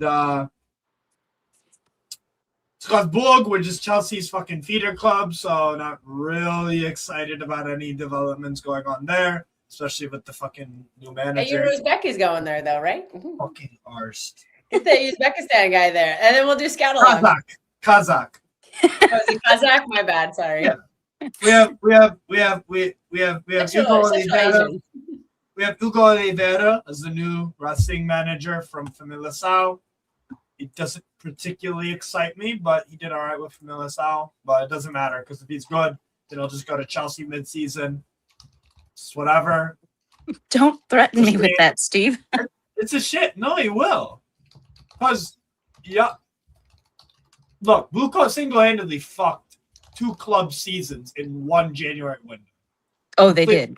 Yeah, they ripped, they destroyed the momentum of Strasbourg. We were competing for possible Champions League spots in Liga. We were possibly competing, we were in Coupe de France until the semifinal. And we were in Conference League in the semifinal. And what do? You know what's We crazy? take Rosinha out, and we do not get a striker when we know Emmanuel Emega has struggled with injuries throughout the whole season, and so on and so forth. And Steve, you know center what's back crazy? issue, and the center back issue with taking Sarr over to you guys. He does nothing with you guys, and you took him away from his development. Because He couldn't even Because make it in our Blueco- team most weeks. It was really bizarre. Yeah, and you took no, away but his we know, development, but we and then but you we took know away why his- he wasn't playing in the team because apparently we prioritize the players and higher wages. You know what's crazy, Steve? If Blueco had only just signed a center back for Maresca, There, we answered your question, right? Hey, big up Andy in the Not chat. yet. the That is- seasons, well, that's- both club seasons end up being okay. You know, so What? they really We finished 10th. That was not okay. Strasbourg will probably finish No, like yeah. 6th. We're lucky. Wait, do you hear what I said? What? I said our season would have ended up, club seasons would have ended up being okay. Yeah, if y'all just didn't take We had signed Rosinha. a center back. We had signed a center back. Maresca doesn't walk. We still finish in the top 4. Yeah.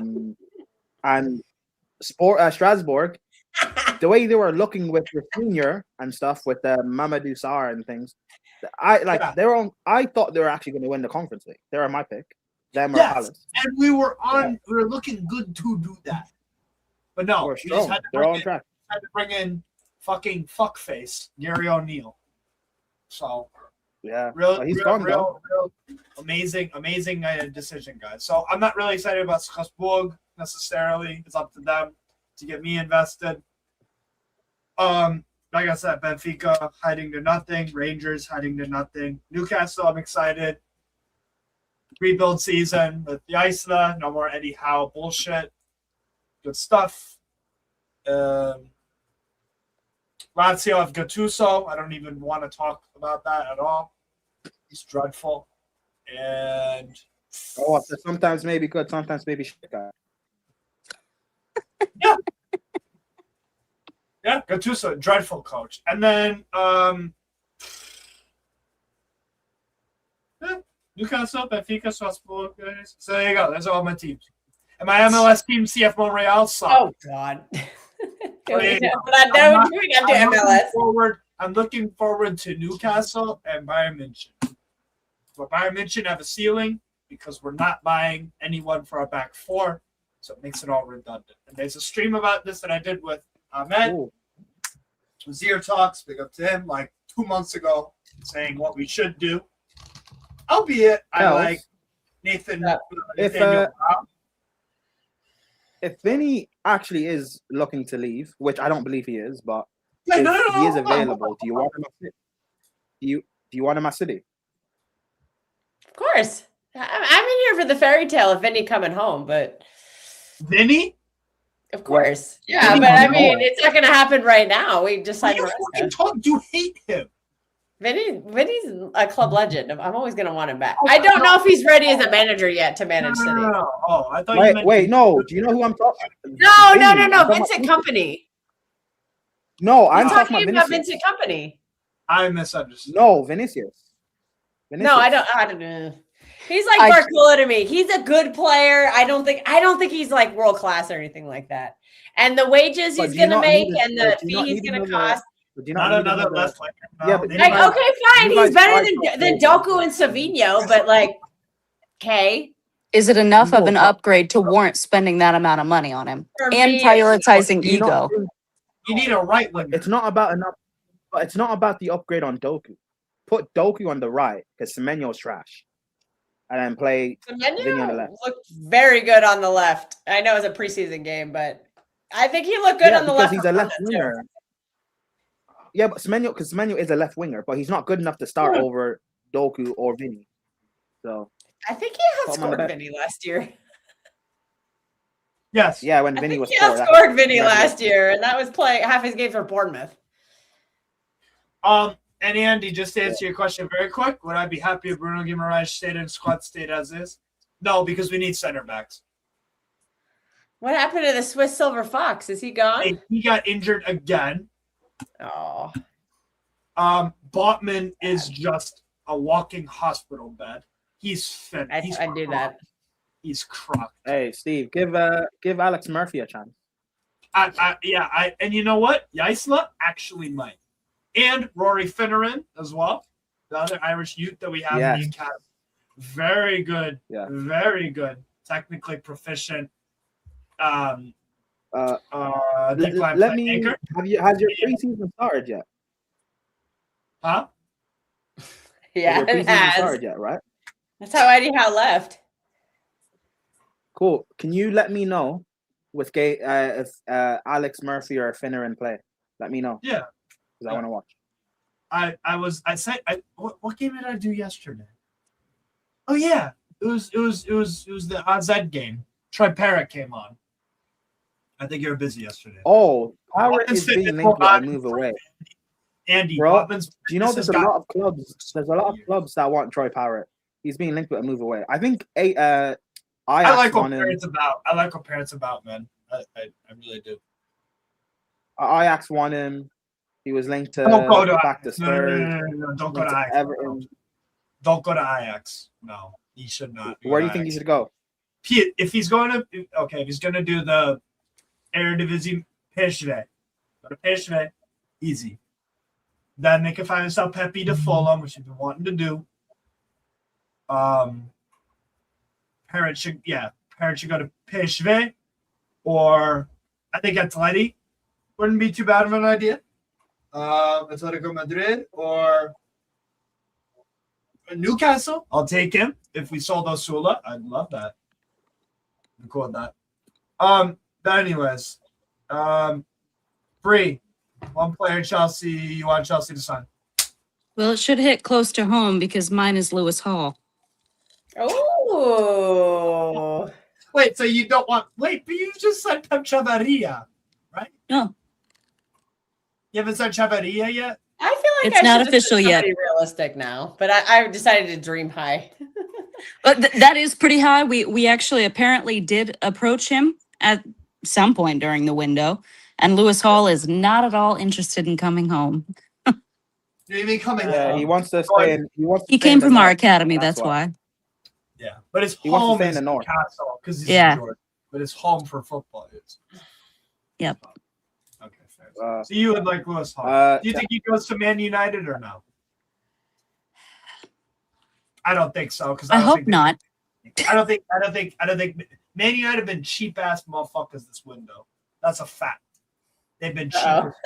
Andy says stay away from Hall. He can't take another breakup. Yeah, let me and Andy have some I should say somebody more realistic for my pick, shouldn't I? Okay, then go on. I would say. I couldn't think of anyone more fun. So I mean, Elise fills a massive hole. So that was Erling Haaland. But I know it's not going to happen. I know it's not going to happen, and so it's just a pie in the sky. Ethan Mbappe. Yeah, Ethan. I would sign Ethan Mbappe. I mean, I'll say I want to sign Bouaddi, but I think that's going to happen. But obviously it's not confirmed. But it sounds like it's going to happen. But yeah, fine. I'll say Ethan Mbappe. Very young potential. He's a baller. I like him. I saw him a couple times for because randomly watching Lille, so we saw Bouaddi. and we saw Ethan Mbappe. He's fucking electric, man. Seriously. Anyway, my pick is the best pick out of all of your picks here.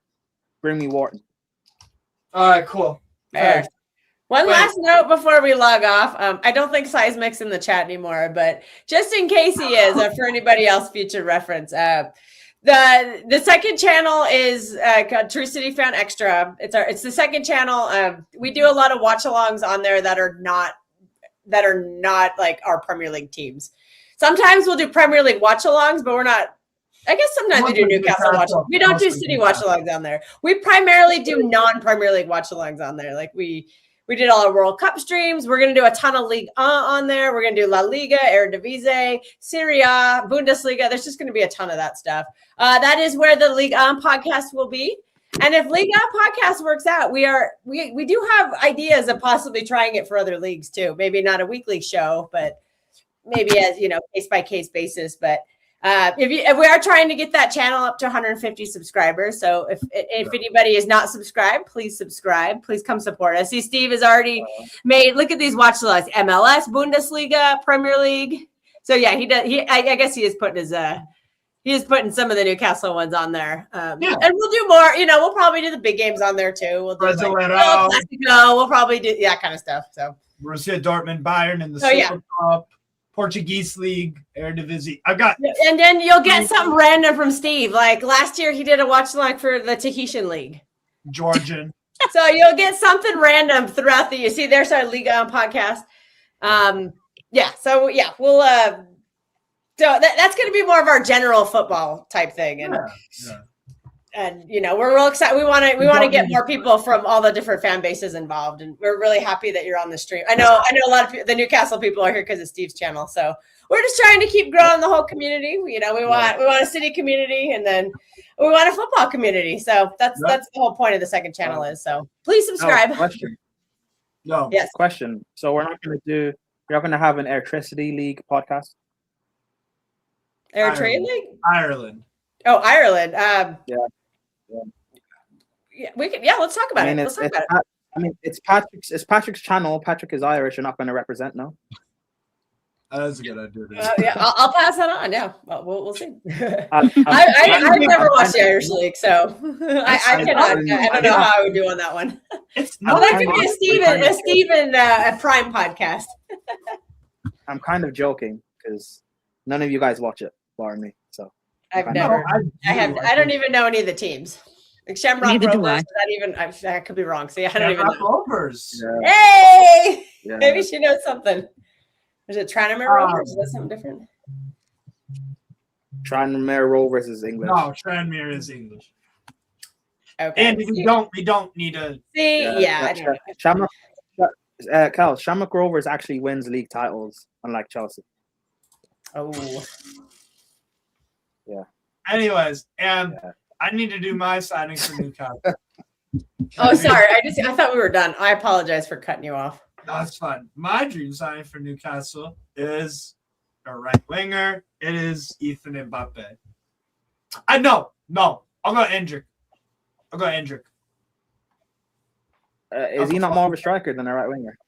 You can play him on the wing too. He did it a few times.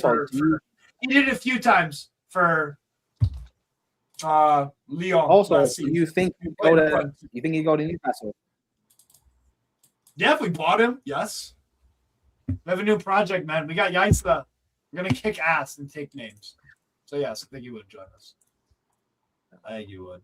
Anyways, people, that'll be it from us in the gang. Bree, great day. Yeah. Thank you. Oh, thanks. Thanks for having me on, guys. You We'll were definitely fantastic. get you more involved in the channel for sure. And Prime, I'd love it. It's cool to see you here. Nice speaking with you, Bree. Long time. You too. Yeah, you were one of the first people I talked to on Twitter when I first joined, back in 2019 or so. I've known you for a while. When Chelsea were still somewhat good. When we were somewhat good. Now, rest in peace. For real. Yeah, back when 2019, where our biggest problem was Bakayoko. Oh God. Getting like more flashbacks. Now, people. Take care and peace out. More content to follow. God, let us win. Please, God. Please don't let me suffer today, God. Please. Please, God, don't let me suffer today.